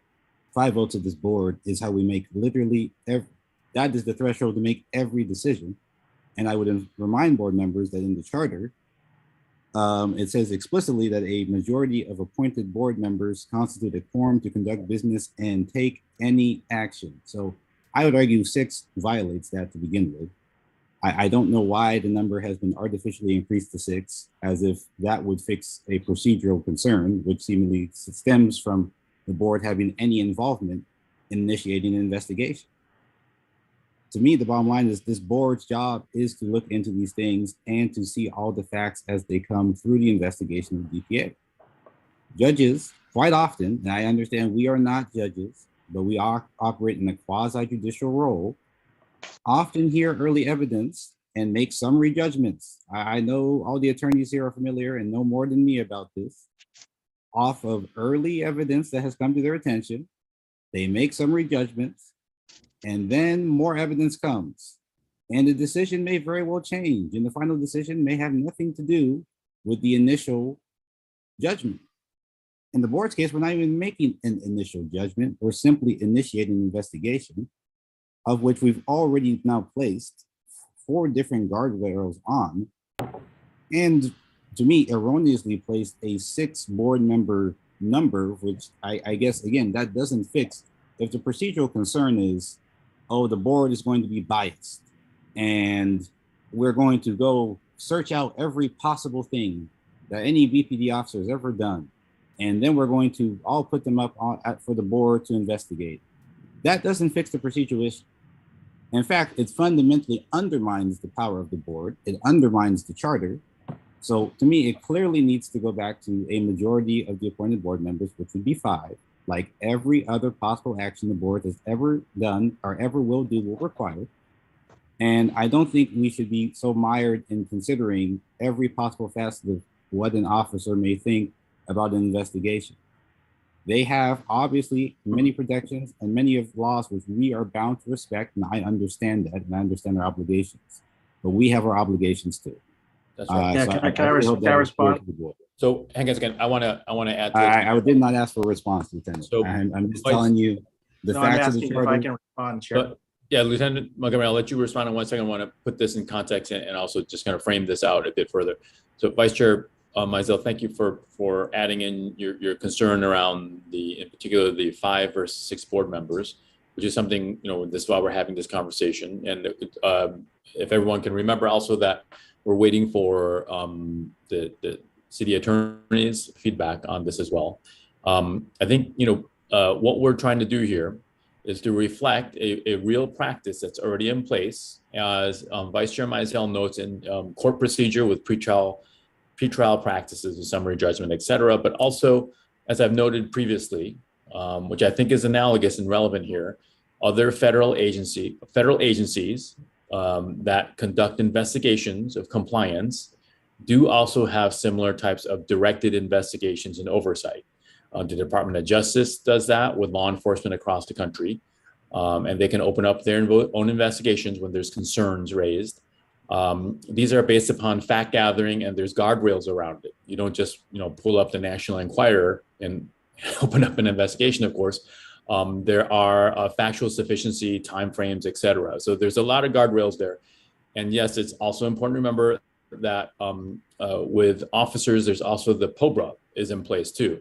So there are lots of guardrails in place. So while we want to make sure that we're drafting the language of the regulations in a manner that reflects the balance of the different stakeholders' interests between the Berkeley Police Department and the interests of safety in the community, and balancing that with the interests of civil liberties and civil rights of individuals, we also want to do it in a way that's fact and evidence based. And here there are a lot of guardrails. So we're trying to make a compromise here to put in some of the language, but it should also reflect existing guardrails, but also the existing need to balance between, again, the safety interest of the police department, both of the community and their own officers, and the POBRA, but also members of the community. So I think we should focus in on the 6 versus the 5, and also this, what Lieutenant Montgomery is reflecting about his concern around the removal of the serious misconduct. What if we just put it back to 5, because there could be a procedural violation? This is just something to think out loud.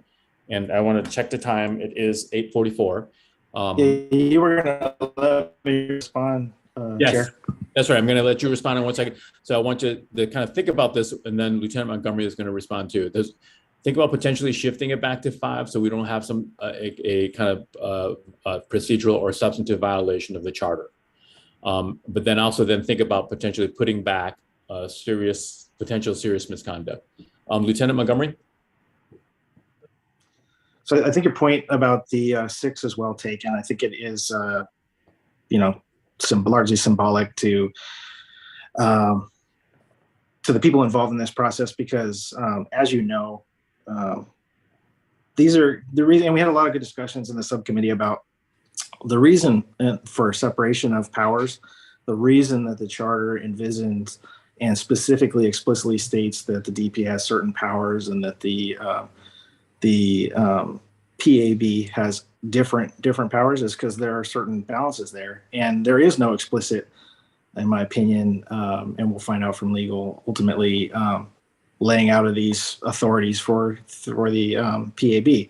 And so when we were talking about these things, we were talking about sort of the sticky issues around procedural justice, around procedural issues where procedural due process issues related to the rights of the employee going through this process. Because remember, this isn't just about the authority and how important it is. It's very important to deal with and process complaints, but it's also the other side of this process is that this is a complaint process about misconduct of employees, and that they're entitled to certain due process. And frankly, due process serves both the process and the employee, in that when we have good procedural due process and separation of powers, we have trust and faith in the system by both the complainant and the officers going through it. We would hopefully land on more good outcomes that stand up to appeal.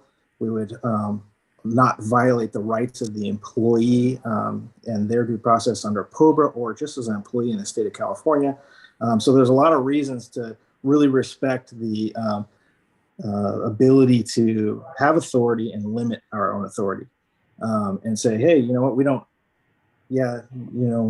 just because I want it doesn't mean that it's not rife with issues and problems. So we had a lot of conversations around those due process issues. And of course, serious misconduct comes to light. The department's going to look into it. We expect the board would look into it and take that seriously. And it's just, there's this, and we've seen it already. It's not an imaginary concern. We've seen it already where relatively frivolous complaints have been filed by the board or in the process itself in our new system, because we're all kind of struggling to work within the confines of this new system and transition from the old PRC. So your point's well taken about the votes and the strength and the feeling of mandate, but there's this other layer here that that the due process and the employee rights going through that process matter very much as well. And so then the department has to respect that, because we are then going to conduct an investigation of our own based on what the board initiates. So if the board would initiate a lot of complaints that the department wouldn't be able to initiate, there's an issue, right? That means that a punishment wouldn't be able to be handed down, that discipline wouldn't actually be able to be meted out. So we have to confine ourselves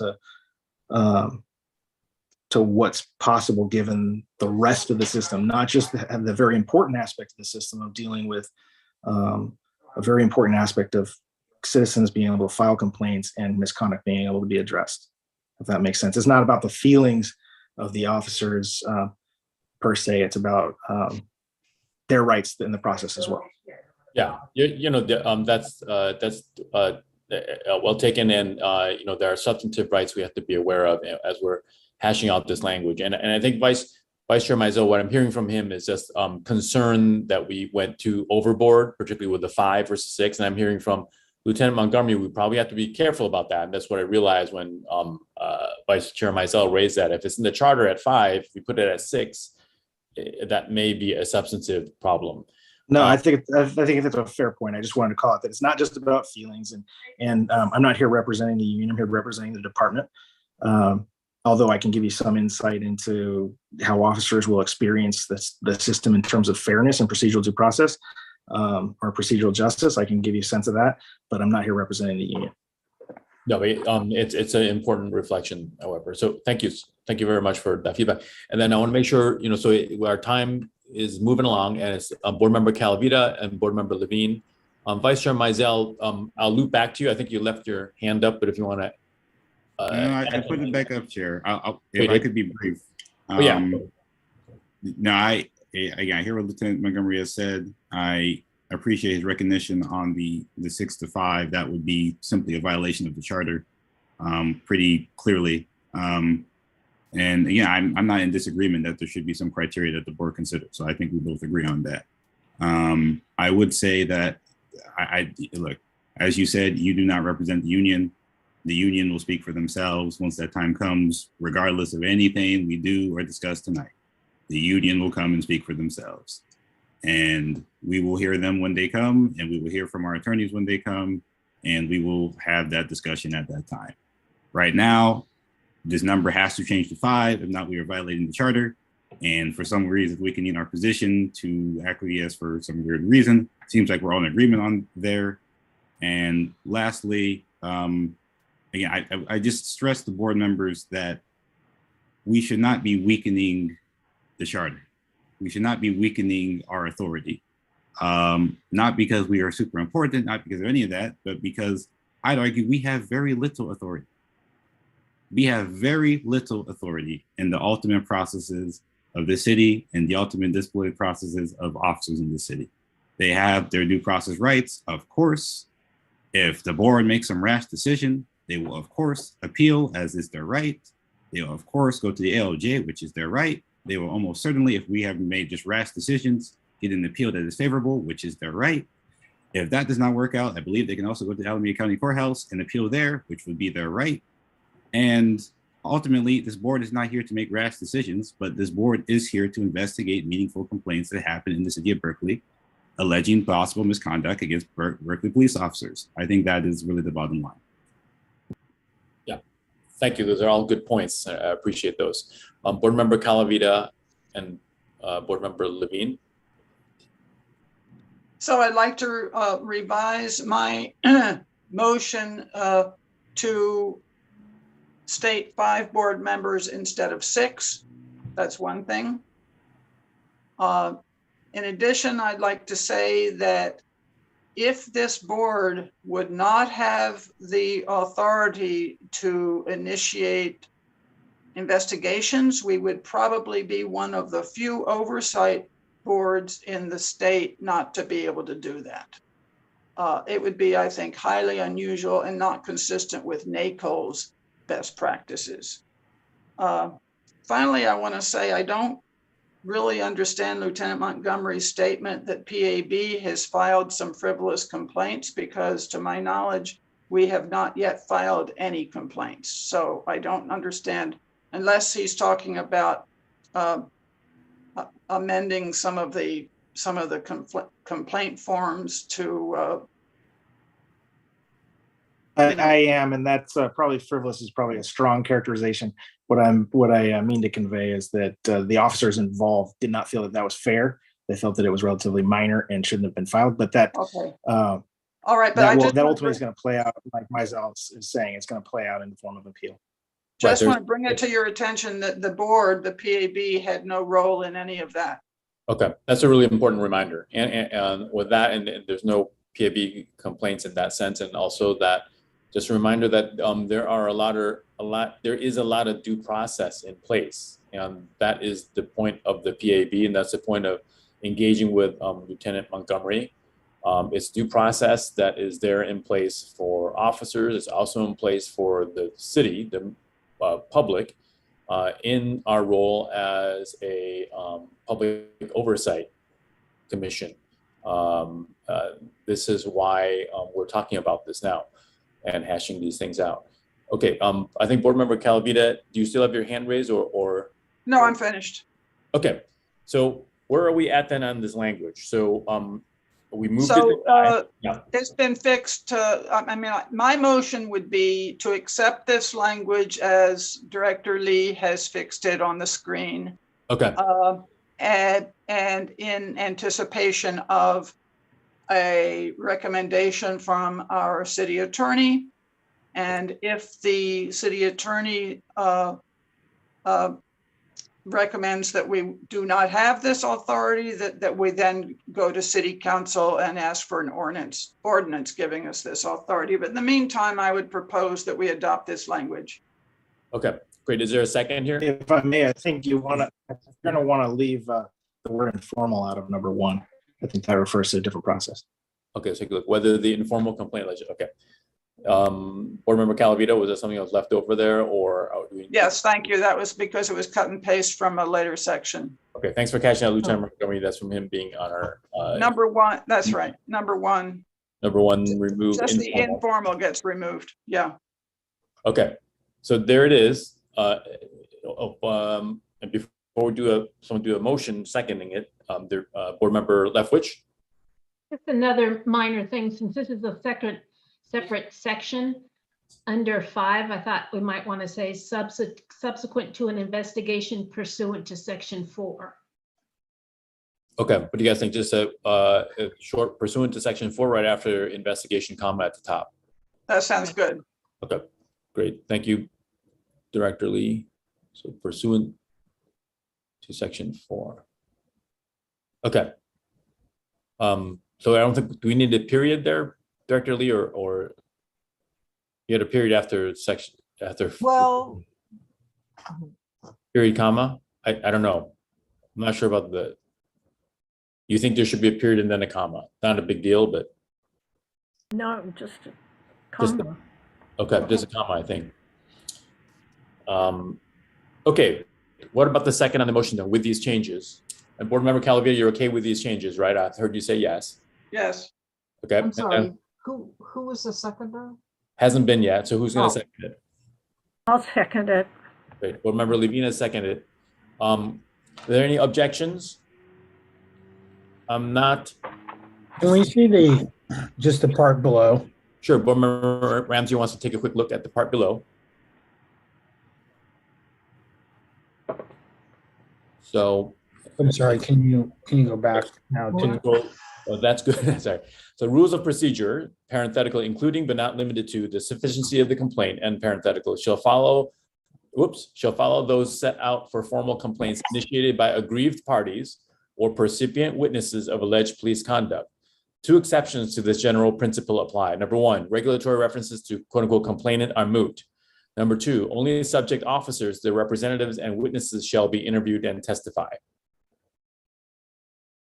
Okay, sorry. Can you go back up? I'm just trying to see the proposal. Thanks. Is it subsequent to?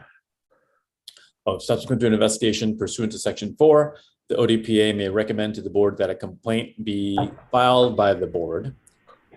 Criteria for board filed complaints include: 1, whether the complaint alleges prima facie misconduct; 2, the seriousness of the incident; 3, the timeliness of the complaint; 4, whether a formal complaint has already been filed about the incident. So capturing seriousness of the incident is a consideration as a factor. We're returning it back to 5 board members, as Vice Chair Mizell reminded us to be careful of that for the charter. Can I ask one question? There does not seem to be a paragraph indicating that the board can file the complaint. It says that there can be a recommendation, but there doesn't seem to be a sentence saying that we can actually file one. Right here? So subsequent to an investigation pursuant to Section 4, the ODPA may recommend to the board that a complaint be filed by the board. So that's a recommendation, and now there's no sentence saying that we can file a complaint. Yeah. So what are thoughts on that? Maybe it could We should be, add one in, but it could go right above criteria. The board may file a complaint after consideration of the following criteria or something like that. Okay, there's a follow-up right after the filed by the board. Director Lee. Yeah. I'm sorry. I think you also need to put in how many votes are required to file a complaint. I was going to say, upon a vote of 5 board members, to be consistent with what we've said above about the 6. Okay, let's do that again. So let's hash out the language really quickly. So on board member Leftwich, do you want to reiterate your language with board member Calavitas? 5 board members? It could be right at the end of the blue.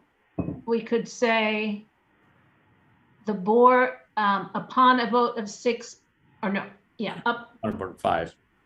yeah, upon a vote of 5 board members, comma, the board may file a complaint based upon, after consideration of the following criteria or something like that. Yeah. On a vote of 5 board members, 5 board members. comma, the board may file a complaint after considering the following criteria, something like that. based upon the We're just considering the following criteria. Why don't you just say period and then just show criteria? Okay. criteria. Okay, that's fine too. Yeah. By the way, that gets to the same point. Okay. Any other questions or comments about this before, we have, so it sounds, okay. I got one. Oh yeah, go ahead. So number 2, in the seriousness of the incident, you could have an incident that's quite serious and misconduct that's quite minor. I think it was covered better in the paragraph above, speaking about serious misconduct versus seriousness of the incident. I'll offer that. Is there any concern about changing from incident to conduct? How about the seriousness of the potential misconduct? Okay, the seriousness of the potential misconduct. Any concern about that? You can just make it alleged. It's going to be Alleged. Okay. Alleged. Yeah, of the alleged The misconduct. seriousness of the alleged misconduct. Okay. I want to make sure that's good. I want to make sure to go back to board member Owens, and I thought Vice Chair Mizell had his hand up and then just dropped it. But board member Owens, do you still have your hand up from before? And okay, and Vice Chair Mizell. No, I have a question. Okay, what's your question? So my question is related to the charter. So I went back to the charter in section 13B. It says a majority of appointed board members constitutes a quorum to conduct business and take any action. Does that imply that the majority, so let's say you got 5 board members, right? That's what you need to take any action. Yeah. Which means if 3 board members vote for something in that situation, that would pass, correct? No. No? Director, is that I think that is Not here. a Not normal, here. she's asking a normal action under the charter. Yes, I think that's correct. So 3 then- out of the 5. So you have a quorum that only 5 folks of the 9 can show up, and then you need a majority of the quorum, so 3 of 5. That's right. Yeah. Right, Director Lee, is so- that correct? I just want to double check with Director Lee. No, that's not how I read it. Okay. How do you read it? A majority of appointed board members Which has to be constitutes 5 a of quorum. 9. right, to conduct business and take any action. So I read it as a majority of appointed board members is needed to take any action. So at least 5 of the 9, not 3 of the 5. Right. I'm not sure that will. Can But you read that's it not again? how it works, I don't think. Would that mean then, Director Lee, you'd have to have unanimous outcomes with if the majority are there, if there's only 5 of 9, all 5 would then have to, you're saying that all 5 would have. That's how I read this section of the charter. Could you say what section it is again? 13B. 13B. But here, of course, we're saying it has to be 5 board members, so we're not getting into quorums or. I know, but we're using that section as the reason why we chose 5.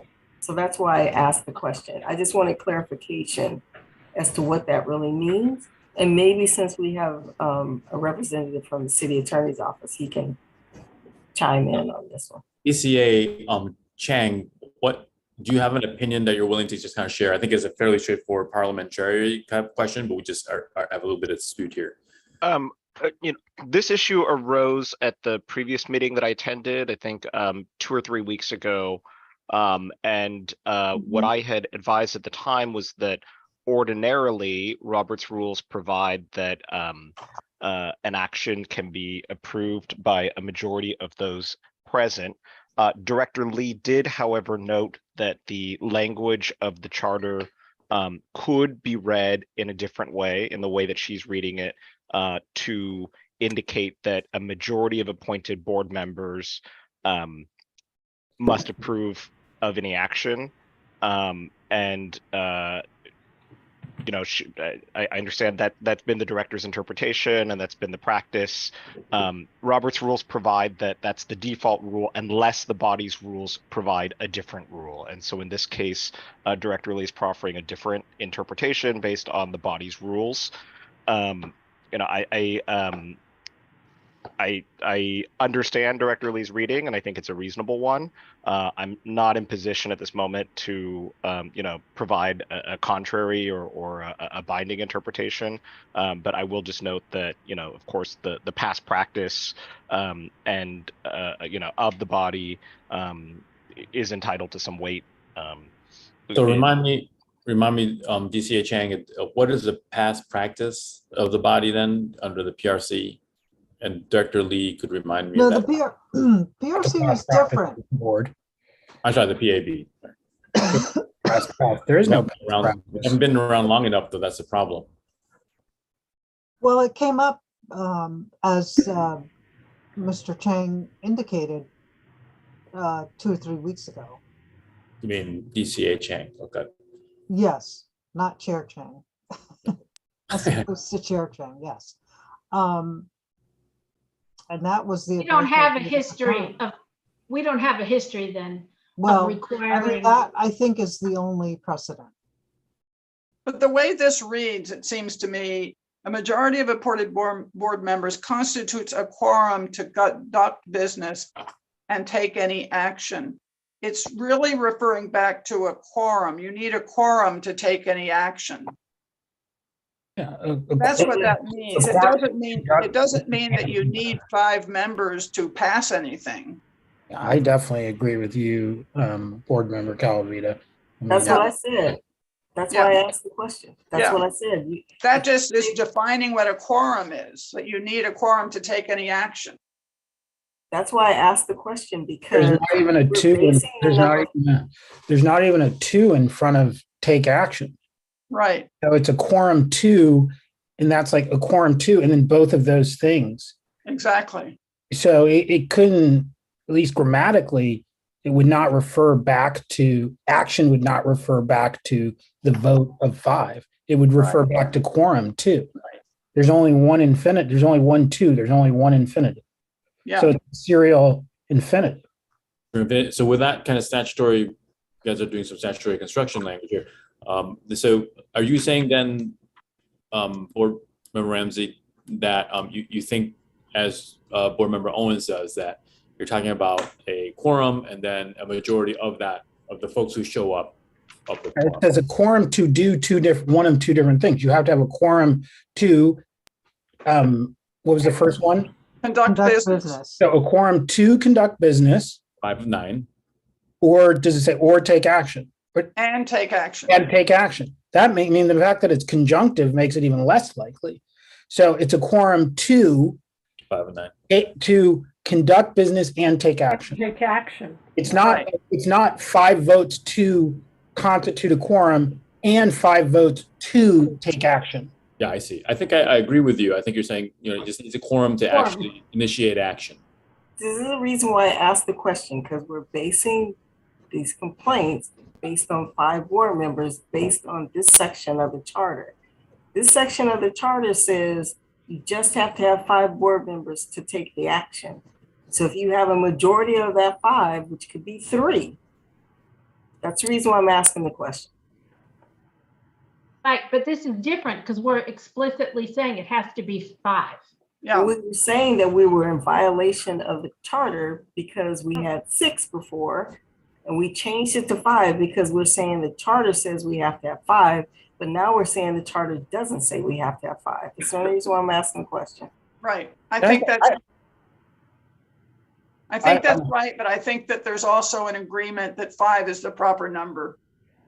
I also don't think that you're in violation of the charter because you have a stricter requirement. Right. I was going to say that. I'm not saying that earlier.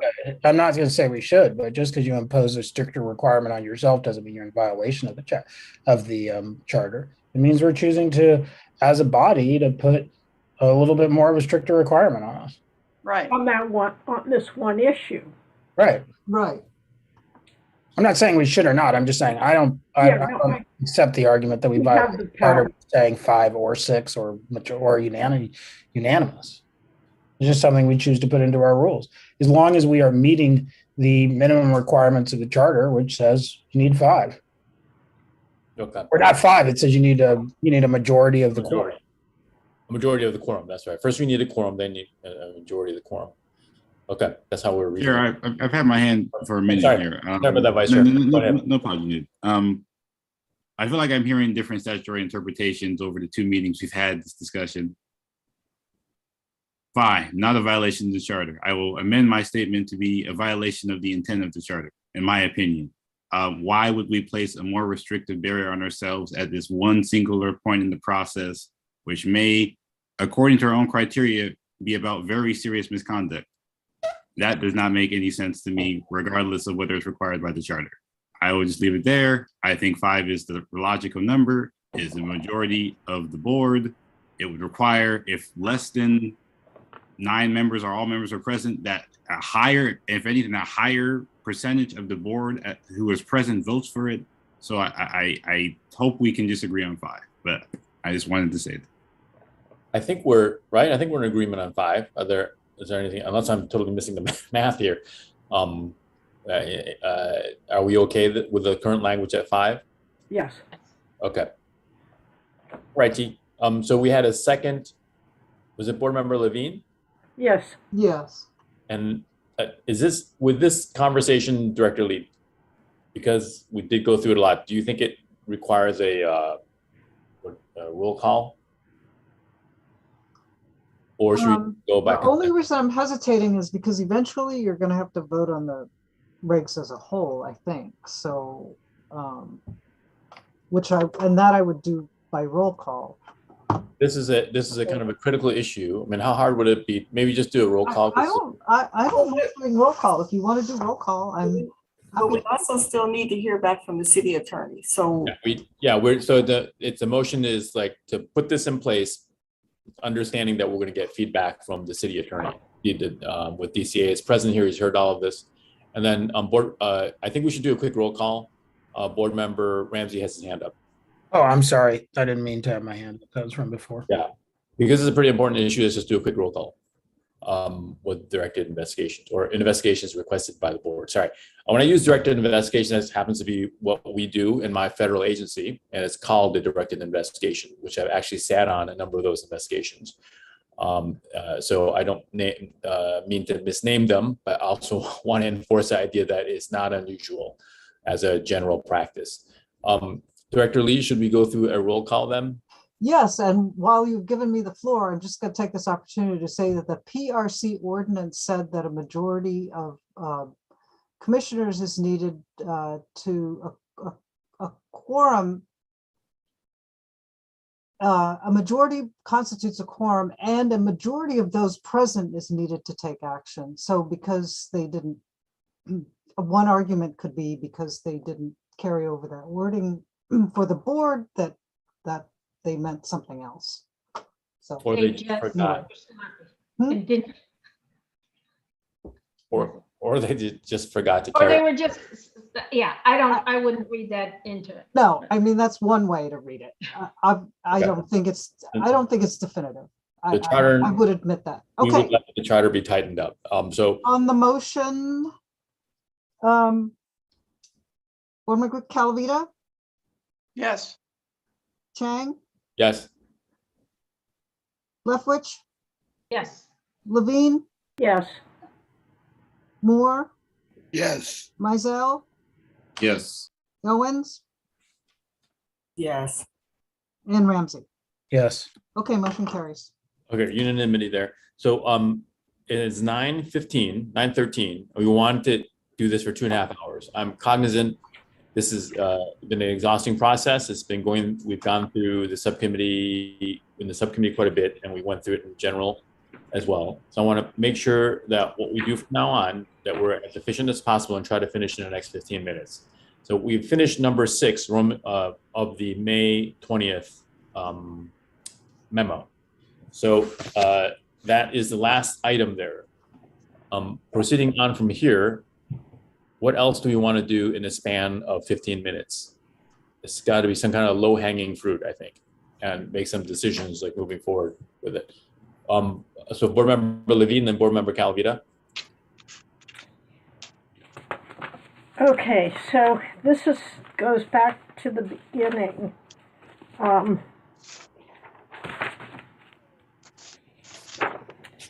And maybe somebody can help me find the place where the complainant has to sign the complaint, the instructions to the complainant.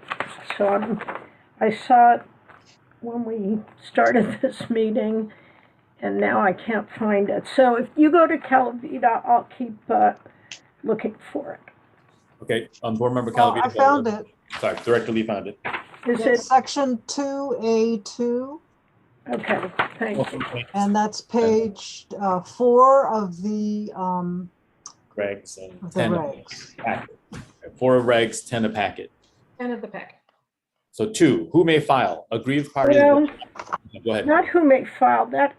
Oh, At the end of that yeah, section. yeah, okay. I'm just trying to contextualize it really quickly for Yeah, members of the thank public who can't read or who don't have access. No, Aggrieved you know party. that's not the part. Oh, okay. No, I'll go to Board Member Calavita. I'll look for it. Okay, we're not at 2. So Board Member Calavita. yes. It's also in that section, who may file. So I would propose, given what we've done tonight, that this should read aggrieved parties as well as witness. This is about who may file, as well as witnesses, precipient witnesses to alleged police misconduct may file a complaint. Complaints may also be filed by the board upon the recommendation of the director. Okay, so right now it says may also be initiated by the board by the boards. So you want to say may be filed by the board upon Right. recommendation by the DPA. Yes, Filed by the board upon, and then, sorry, Director, yeah, good. upon the recommendation of the director and a vote of 5 board members. Oh, Okay. The vote is already there. So I think you captured it directly. So filed by the board upon a vote of 5 board members upon the recommendation of the director. Or can we move the upon the recommendation of the director right after the board? Okay, filed by the board upon recommendation of the director. What After. section is this? Who may file? That's Same Roman one numeral we were 2 looking at. under formal complaints, which should start on page 3 of Oh, 20. yeah, okay. Who may file? May file a complaint. Complaints may also be filed by the board upon the recommendation of the director and a vote of 5 board members. Okay, and a vote instead of upon. Yes, And then in addition, delete to authorize an investigation. Okay. That's confusing because. Versus filing a complaint. Okay, yeah. I mean, yeah, that's right. Okay. Any questions about that? Are we changing anything? We're removing to authorize investigation. We're just talking about filing a complaint. We should also change the word initiated to filed at the end of that, in the last sentence, except for complaints filed by the board. Or complaints filed by the board. It's for consistency instead of initiated. Thank you. Yep. Great. And also, I was just going to remind Director Lee, I'm sure you'll know this, but because we added a Roman numeral 5 later on just now, all the subsequent things need to be renumbered. Oh, yeah, that's true. And including the Roman numeral that's part of C there on page 22. On page 22? On page 22, it says. You mean, are you talking about 22 of the regs document or 22? Yes, of the 22 packet? of the regs, I'm sorry. Page 22 of the regs, it mentions under section 4. And I think it's now under section 5. I see. What used to be a section 4, investigations requested by the board. So now, now we got to change that to 5, and then below it's got to shift to 6. So then so informal complaints become 6, right? No, informal complaints become 7. Oh, 7. Okay. It's already 6. Wait. Okay. Is it already 6 or is it? Well, you added a new section. Right. Complaints filed by the board. Okay, so scroll up further. Scroll down. That should be 6. Now, 6. I think it's informal complaints 6. Board member Calavita. Can we just leave this for the director once? Yeah, she'll figure it out. Go through it? Thank you, Director Lee. I think it's 6, but just in case, maybe it's 7 if we're misunderstanding. And board member Levine, have you been? Yes, okay, so mine is this initiating a formal complaint. It's the very first section about the complaint form. And unfortunately, I don't have a copy of one in front of me. But the thrust of my concern here is what page is it? Pardon me? What page are you on? Oh, it's page 3 of 22 or packet number 9, page 9. It's the formal complaint. It's the same section you were raising, but at the very beginning, it's initiating a formal complaint, and then it's about the complaint form. And this relates to things I've brought up in the past about trying to not to intimidate the complainant. The way that the inference here is, which I assume the goal is to tell the complainant if they have a criminal case pending, they want to consult with the attorney before filing the complaint, so their Fifth Amendment rights aren't violated. They want to, be careful in terms of what they may say. Am I right about that, or am I wrong? Because this doesn't say that. What it says is if the complainant is the subject of litigation or has commenced litigation, they should essentially the inference is they should consult an attorney, advising the complainant to consult an attorney before filing a complaint. That is discouraging of filing a complaint. I do think they need to be mindful if they have a criminal case or the potential of a criminal case, but that's not what this says. And furthermore, it goes on to say,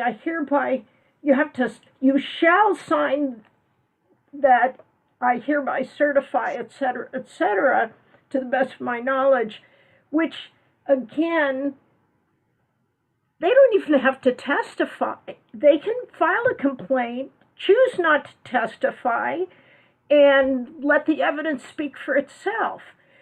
To make somebody be required to sign something that says, I understand this, the inference is that you do have to testify. So I'm concerned about this discouraging a whole group of people who might think they have to hire an attorney, number one, that they have to testify, number two, that they have to sign some, oath before they can even file the complaint, which if they testify, they have to testify under oath. I understand that. It can be rewritten. I don't have language, but I do think this is problematic. If I were the complainant, it would make me very nervous. Okay, you're worried that's going to chill their, Yeah. That they'll say, oh, never mind. I don't want to sign this. So it's a two-part concern around chilling complainants. And hiring an attorney is like litigation. Oh, do I have to pay a lawyer? This whole thing is just like. Consulting an attorney is going to cost money, number one. And number two, a requirement of an oath, certifying under oath that my testimony before the board shall be given. Right. As though they have to testify to do this, which they don't. They do. I got Director Lee say You're telling they're me required to that testify. the complainant is required to testify? Mm-hmm. Well, Yes. in the hearing that I listened to, the complainant didn't testify. She appeared for an interview, but nobody asked her any questions. Well, she didn't have any, but she didn't testify. I mean, she didn't testify. So are you saying that they could appear but not say anything, and that would be sufficient to testify? The complainant must sit for an interview with our investigator. Is that the same thing as testify? Is that what you That's mean? not what it says here. So who's going to make sure? Yeah, this is a good question. Good This conversation. doesn't say that they have to testify. If they do testify, it shall be given under oath. But Okay. But it doesn't. nobody. Well, okay, it says, I understand that my oral testimony shall be given under oath. It doesn't say you have to, but it sure implies it. Okay. So when it's Would given you under be more oath, comfortable if it said that if I give oral testimony, it will be shall be given under oath? so I also understand If that I testify at a hearing, yeah. But the thing is, if everybody agrees, I would be happy to write language, but I think the whole thing is did you want to? I think that's a good idea. Do you want to take some time to, given your expertise in this area, and then bouncing it off of Director Lee, to first write it under the context and intent of avoiding language that could be perceived as requiring testimony, which the potential adverse harm of that is chilling speech. Complaint is a form of speech, political speech by members of the public. So do you mind doing that? no, I don't mind doing that, but I'd also like to know what is the intent of this attorney advice? Is it Fifth Amendment issues, or is it civil Yes. litigation? And why do you need to even bring it up if it's civil litigation? The civil litigation part, I'm not sure of. I can tell you this language came directly from the PRC regulations. But if they're the subject of criminal proceedings, then often their criminal lawyer will tell them they shouldn't. Yeah, no, I understand that, Okay. and I would put that in, but that's not the inference of this. Okay. Should I do something? Should we? I'm happy to look at language that you would Okay. suggest. Yeah, The reason I have asked city attorney's office here is related to litigation, which does sound like civil litigation. And I frankly do not know where that language came from. So. Okay. Chair, though, I do have a question about Go ahead, board member.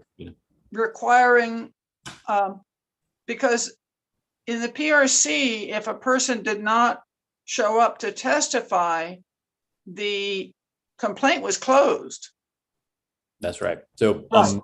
So they are required to testify Well, if it's to. they're required to appear. Appear is Here. different than testify. yeah, that's a distinction that's important to flesh out here. So when they appear, they could sit there and not say anything. And what they would they say that they don't want to say anything or just take the fifth? Well, okay, there are different things going on here. So let's separate them out. Yeah.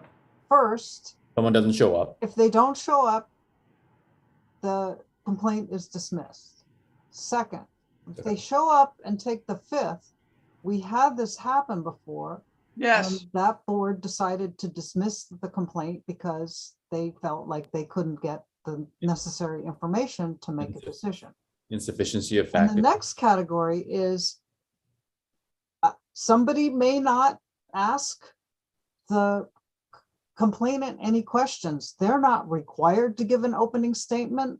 I think I believe that the hearing referred to, there were representatives who made an opening statement. I guess they didn't choose to ask the complainant any questions. And the police officers' representatives did not choose to ask any questions. So the complainant did not testify, but Right. she was certainly available Yes. should Available either to- side choose to do that. And that is really the crux of it. Okay, so board member Levine, also when you're drafting out language, potentially like, that consideration, availability. But the other thing I want to make sure we're understanding here, and from my own understanding as well, we also referenced Director Lee that, of course, once someone has filed something, they must or shall be interviewed. Yes. If they are not interviewed before the hearing, then you don't have enough information going into the hearing. Is that correct? Right. So Please say Well- that someplace that they must be interviewed. We consider that not cooperating if they don't sit for an interview. Here's, so go ahead. here's a question I have and a concern. So am I to understand, if there's a pending criminal case, there's tolling. So then a person can come in, say, I want to file a complaint. Yes, I have a criminal case pending. So then the interpretation is, I would interpret that tolling is to their benefit so that they don't have to make a statement that could be incriminating. But then once the criminal case is finished, the hearing can go forward. It seems Yes. and then they would no longer have a Fifth Amendment right, but they could still, even after they could have an appeal pending. Does that extend the tolling? I don't know. I think you could argue that it does. Okay. Well, I'm Just not explicit. All right. Okay. Never mind. I'll just Okay. rewrite something to make it simple. Sure. I mean, remember, yeah, that'd be appreciated. I can't Really. contemplate all the other sections. Okay. We'll start with that. And then Okay. board member Calavita, you have a hand raised, a question? A comment? no. Okay. All right, so I just want to note that's 9:30. So we have that. First, tell me what other questions or issues do folks want to raise, and let's see how much time we want to spend on it, and we want to circumscribe that time as much as possible. I don't want to make people burned out. It's already 2.5 hours.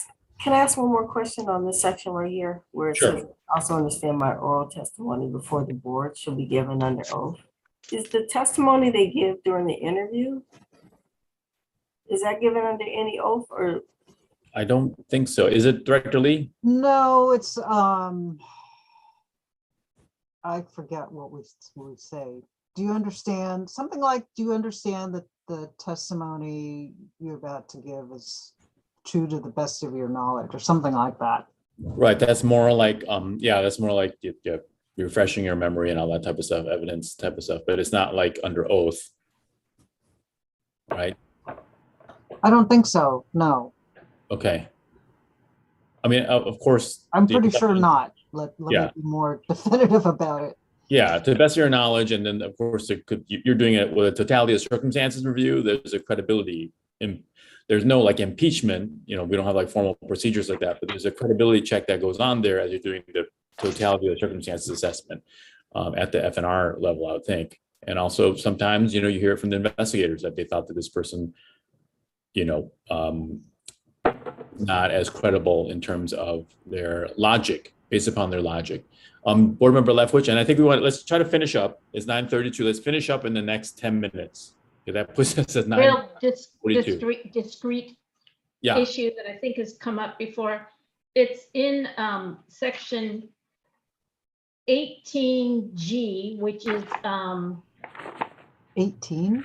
oh, sorry. What section? Okay, so I'm looking at it's in the regs somewhere, but the charter amendment, says complaints accepted by the Director of Police Accountability shall be sent in hard copy or electronically to the Chief, Internal Affairs, members of the PAB, and to each sworn employee.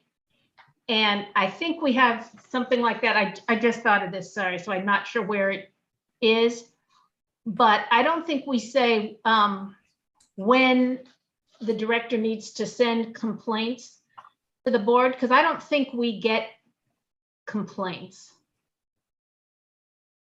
No. But the charter amendment does say that we're supposed to get them. So again, sorry, maybe this isn't as simple as I thought, since I'm not sure where within the regs this is addressed, but it should be in the regs if we didn't address it. Mm-hmm. I think, well, it's addressed in the regs as far as the police department, IA, and the sworn employee. Where in the regs? I'm sorry, where in the regs? Yes. Yeah.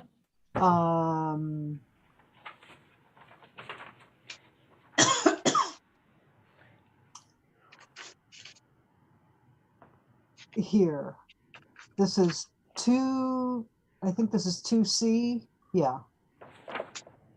Page 5 of the regs. And the bottom, notice of complaint and allegations. Oh, right. Okay. Oh, but in section 2, right above it, it says it goes to board members. Transmittal or the. Oh, there it is. oh, right. Section 2. Okay, So I guess thank the you. point there was just the lack of a the section 3 says within 30 days, and Mhm. section 2 doesn't have a time component. So Right. it just seemed like it would be good to also say within Have a- 30. Okay. Well, say that again. Well- What did you just say? I was just suggesting that there be a time component. So under 3, it says within 30 days of a complaint filing, the officer and Or chief will other- get it. yeah. And then number 2 says that complaints accepted by the director shall be sent by hard copy or electronically to the chief, board members, but there's just no time component. And I know we haven't been receiving copies of the complaints, right? No, I you assume haven't. they're sent pretty expeditiously to the department, right?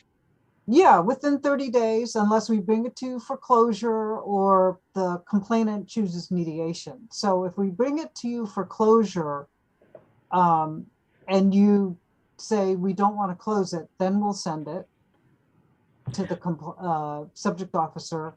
And if the subject officer decides they don't want mediation, then we will.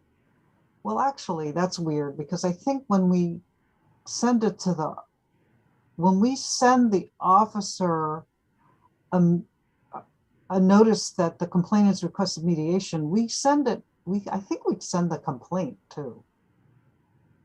But this is talking about a notice of complaint and allegations. So this is a little bit different. But anyway, let me drop in some language here about timing. Right. For board members specifically. Right. Well, I think that board members should get it at the same time you send it to the others. Right. So, Well, which would be down here. Well, What do you isn't mean? 2 30 days. Yeah, No, 2 says complaints Number- accepted by the director. Number 2. No, it's number 2. well, number 2, okay, here's. The filing versus acceptance. Okay. Number 3 is really past practice. Number 2 is sort of an add-on because of the charter language. And, you know, the source of this section 2 is section 18. Okay, can someone pull that? G. Someone take a look at that 18G. So Yeah. 2, just to talk to us, and then we should wrap it up. It's 9:37. So It doesn't have a time component. No, Time there's component. no time component in G. just to Right. make sure everybody understands, and I understand, 2, transmittal of a complaint, there's a time frame where complaints accepted by the director versus 3 is timeframes for after a complaint filing. Aren't those 2 different things? Accepted by the director versus complaint filing. Complaint filing is usually the day it comes in. Is that right? With a postmark or electronically? That's the filing, or is the filing date the day you docket it? No, the day it comes in. The day it comes is the filing day. That's number 3. Number 2 is once it's accepted. Is that different from the day it comes in? Now, what does that mean, accepted? Well, it means it's not, it means it's not rejected. Rejected complaints would be past the deadline, no jurisdiction. Okay. Those are mostly it. It's like dismissals. Not sworn, not a complaint against a sworn officer. So those are the 3 categories of rejects. Okay. But from the time a complaint is filed, you know, whether that be electronically or received by you, I guess, Uh-huh. how long does it take then to make a determination whether or not you're going to accept it? Oh, rejections take, you know, a day at most. Right. The time of filing. From the time of filing. It's very clear. Right. It's very, there's just no question. I mean, sometimes, I guess the only time there might be a question is the deadline. I mean, we will check in with a complainant if it looks like, okay, did it really happen if they're really close, we count the days, right? Are they really close to the 180 days? And we want to make sure that that we're counting correctly and that their report of the date of the alleged misconduct is accurate. Okay. But sometimes people file seriously 2 or 5 years after the fact. And so that's easy. Yeah. Non-sworn is easy and not, you know, UCPD cop, that's Versus, easy to reject. Can we just add a time frame to 2? Yeah, I think we should do that. So add a time frame Yes. and bearing in mind you have the 30 days with filing. So what do you guys want to, the Director Lee, what makes sense to you?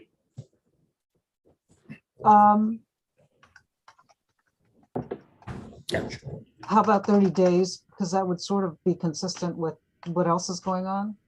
I don't understand the difference between 2 and 3. Am I being dense? Yeah. No, the difference is 3 came directly from the PRC, pretty much directly from PRC regulations, and 2 is simply an add-on because. Okay, but aren't they redundant somehow? Yeah. A little Should they bit. be- Maybe think they they- should be combined. Okay, They need to be, how about if I would I, like- That's something you could come back to us with, so since we just flagged the issue, yes. if you wouldn't mind. No, I don't Directly mind. just- I'm Okay.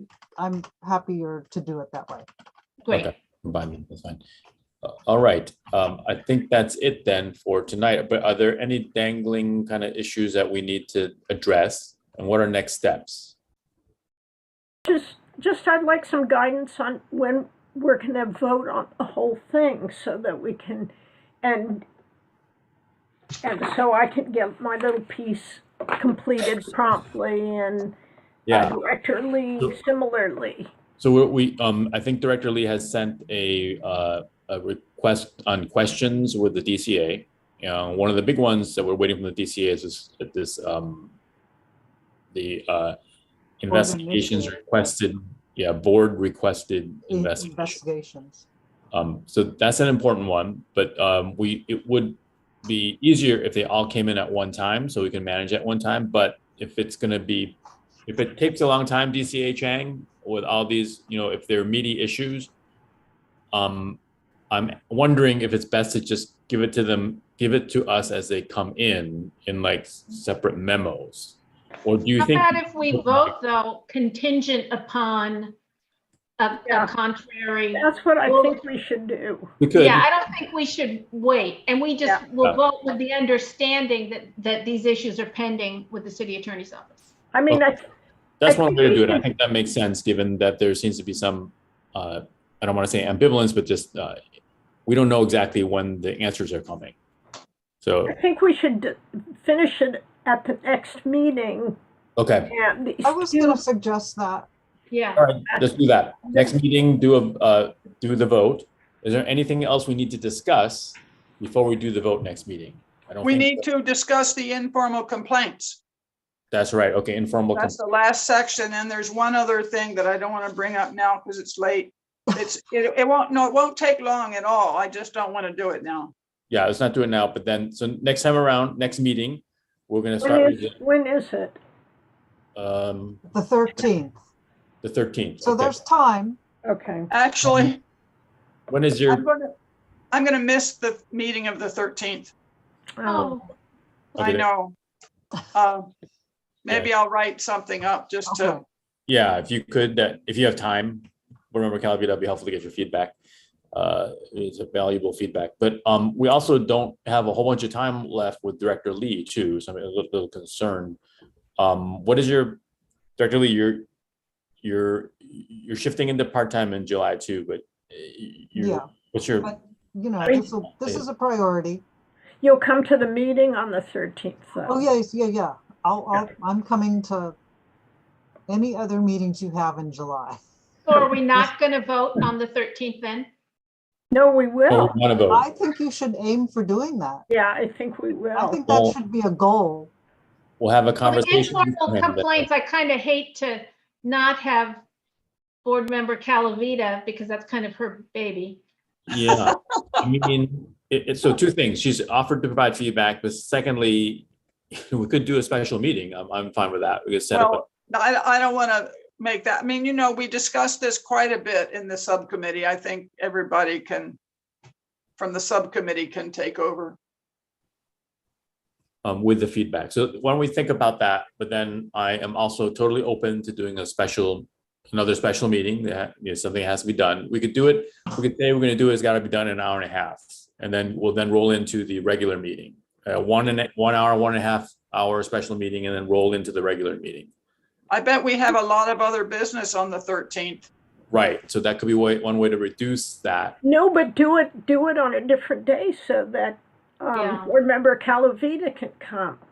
Well, that's what I don't want to make you have a special meeting, but I'm just saying, I think we have a controlled equipment thing to consider, and maybe even other stuff. I think controlled equipment they may be progressing enough so that they'll bring you something on the 13th. What do you think, board member Moore? That sounds correct to me. We should be ready to go by the 13th. Okay, because you guys are hustling along on that. So why don't we discuss scheduling a special meeting and just do it 1 to 1.5 hours, and I'm going to stick to that because we'll just finish it up real quickly. Yeah, and I'll get my thing in. You'll send your Director Lee will edit, combine that stuff, and then we'll be ready. So the thing is that the 13th is coming. It's not really that far away. It's like about 2 weeks ago. But between now and the 13th, Director Lee, what are dates that you are okay with? When's so obviously through the 5th, not really going to work because people are on vacation. What about the 6th? Yeah, Wednesday the 6th. The 6th is a possibility too. Let's see what. Board member Moore, do you have planning commission on the 6th? I do. Okay. What time is that meeting? 7 p.m. We meet at 5? 5 o'clock? I could do 5. Yeah. Board member Owens is shaking her head. Oh, that's right. That's challenging for her. She has work hours too. So if not 5 on the 6th, then are we talking about the 7th then? That's How a was the 7th for people? You Did know, we- did we no, I lose- leave on the, I'm sorry, I leave on the 7th, but Oh, okay. So maybe the controlled equipment thing isn't going to take so long and you can do everything on the 13th. We could, well, how about this? We schedule it for the 13th, and if we have to, if control equipment takes too long, then we'll have to schedule maybe the 20th or something like that. Okay. Did we lose especially- board member Ramsey? We might have, you might have lost connection. Again, board member Ramsey's connection was dropped. So how about this? So on the Also, co-chair Mizell is not here. oh, that's right. Sorry. And Mizell has been off. Okay. Maybe they got tired of listening to us. I haven't, They didn't want any more special meetings. You know, so okay, nobody's tried to contact me. I mean, neither of them have tried to contact me. I mean, Might be nice to have a special meeting, actually, now that I think about it, just to discuss the informal complaints and then the 2 other issues. And I think it could be like an hour. okay. So if we don't do it before board member Calavita goes out of town, then we could meet on the 13th and she'll send some commentary. And then after the 13th, we could then do a follow-up special meeting. The preference is the opposite, the other way around, but We for sure can't do a special meeting before the 13th. Did we already rule that we're out? looking at the 6th and we're gonna lose a couple of people, I think, if we do it even at 5 o'clock. Yeah. Yeah. Chair, Ms. Saganor has had her hand raised, and I don't know if you want to let her talk at this point. Sure, yeah, go ahead. She might be offering give her some. Ms. Saganor? I don't have any suggestions for untangling your schedules. Though I do think that these military equipment meeting will probably take the whole time. I don't really think you're going to have time to do this as well as that, because that's a big topic also. But the comment that I just wanted to make a closing public comment, if I might. I don't know if the lieutenant has left the meeting or not. He's still here. Oh, he's here. Okay, Yeah. great. Because this comment is partly for him. This is sort of a spoiler in terms of how the regulations end. But I just wanted to remind everyone that in terms of, fears of the Police Accountability Board running amok, right? That the recommendations from the Police Accountability Board do not go, straight into costing a police officer, some kind of discipline. It goes to the chief of police, and the chief of police can say, no, I don't agree with that. At which point it doesn't come back to the Police Accountability Board. It comes back to the director of police accountability, who could say, yeah, you're right, that's fine. And that's the end of it. If the DPA says, no, we really think this is what needs to be done, then it goes to the city manager. So there are, 3 more people, the 3 more pairs of eyes on something before actual discipline would be imposed on a police officer if there's reason to think that something was frivolous or that was, out of line in any way. So that's not a reason to not, of course, the Police Accountability Board needs to do its due diligence and so forth. But I do think that the whole setup doesn't give the Police Accountability Board quite as much power as some people seem to fear that it does. So I just wanted to point that out. Thank you all very, very much for your work. Have a wonderful evening. Thank you. Have a good night. So I think the vice chair and also board member Ramsey might have lost their connection. So let's just figure out this really quickly and wrap it up with adjournment. So the 6th, we either meet and are losing like 2 people, but board member Calavita is going to be there. Otherwise, we go into the 13th and we meet on the 13th. It's very likely, let's assume the ordinance is going to take a long time. And we might get to some part of the our regulations, but we might be quite tired at that point because the ordinance is a meaty topic too that requires a lot of engagement. So you might then have to have a special meeting to reinitiate the regulations conversation on informal complaints. So we may not have had a chance to even hear it on the 13th. So I'm okay either way. That would mean, we don't have do we have an appointment? On the 20th, a board member meeting on the 20th? No, we could potentially do it on then if we need to do a special meeting.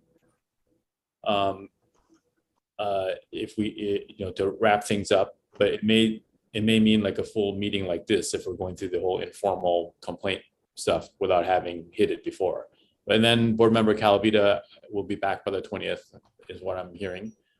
So what are the thoughts, the two alternatives? Assuming that on the 13th, we're not going to really get to the regulations in depth. The 6th. One thing that would help, it would help is if we got the materials in advance of the 13th, just in case we all thought the language that was proposed is perfect, and anything from board member Calavita, anything she wants to, any memo or anything about informal complaints might be helpful just for those who haven't been on the subcommittee. And then if everybody reads that in advance, maybe we could in fact vote on the 13th. Probably not, but at least that would, increase the chances. Yeah, we can get those statements in beforehand. I think that's a good way to go. Okay, why don't we try that and then just take it. Let's go with we'll go with the flow on the 13th and see what happens if we need a special meeting after that. Board member Moore I think was trying to say something. Is that right? I was actually just echoing the comments of board member Leftwich. I'm ready to think. Great. So we have a plan. Now we already had public comment. Is there anybody else? I don't think so. Are there other participants? No, we now have 0 members of the public. Okay, everybody dropped off, including some of the board members. All right. So do we have a motion to adjourn? So moved. Seconded. Okay, great. Thank you. I hope you guys have a great weekend with Independence Day coming up. Thank you. Thank you. Okay, thanks everyone. Thank you.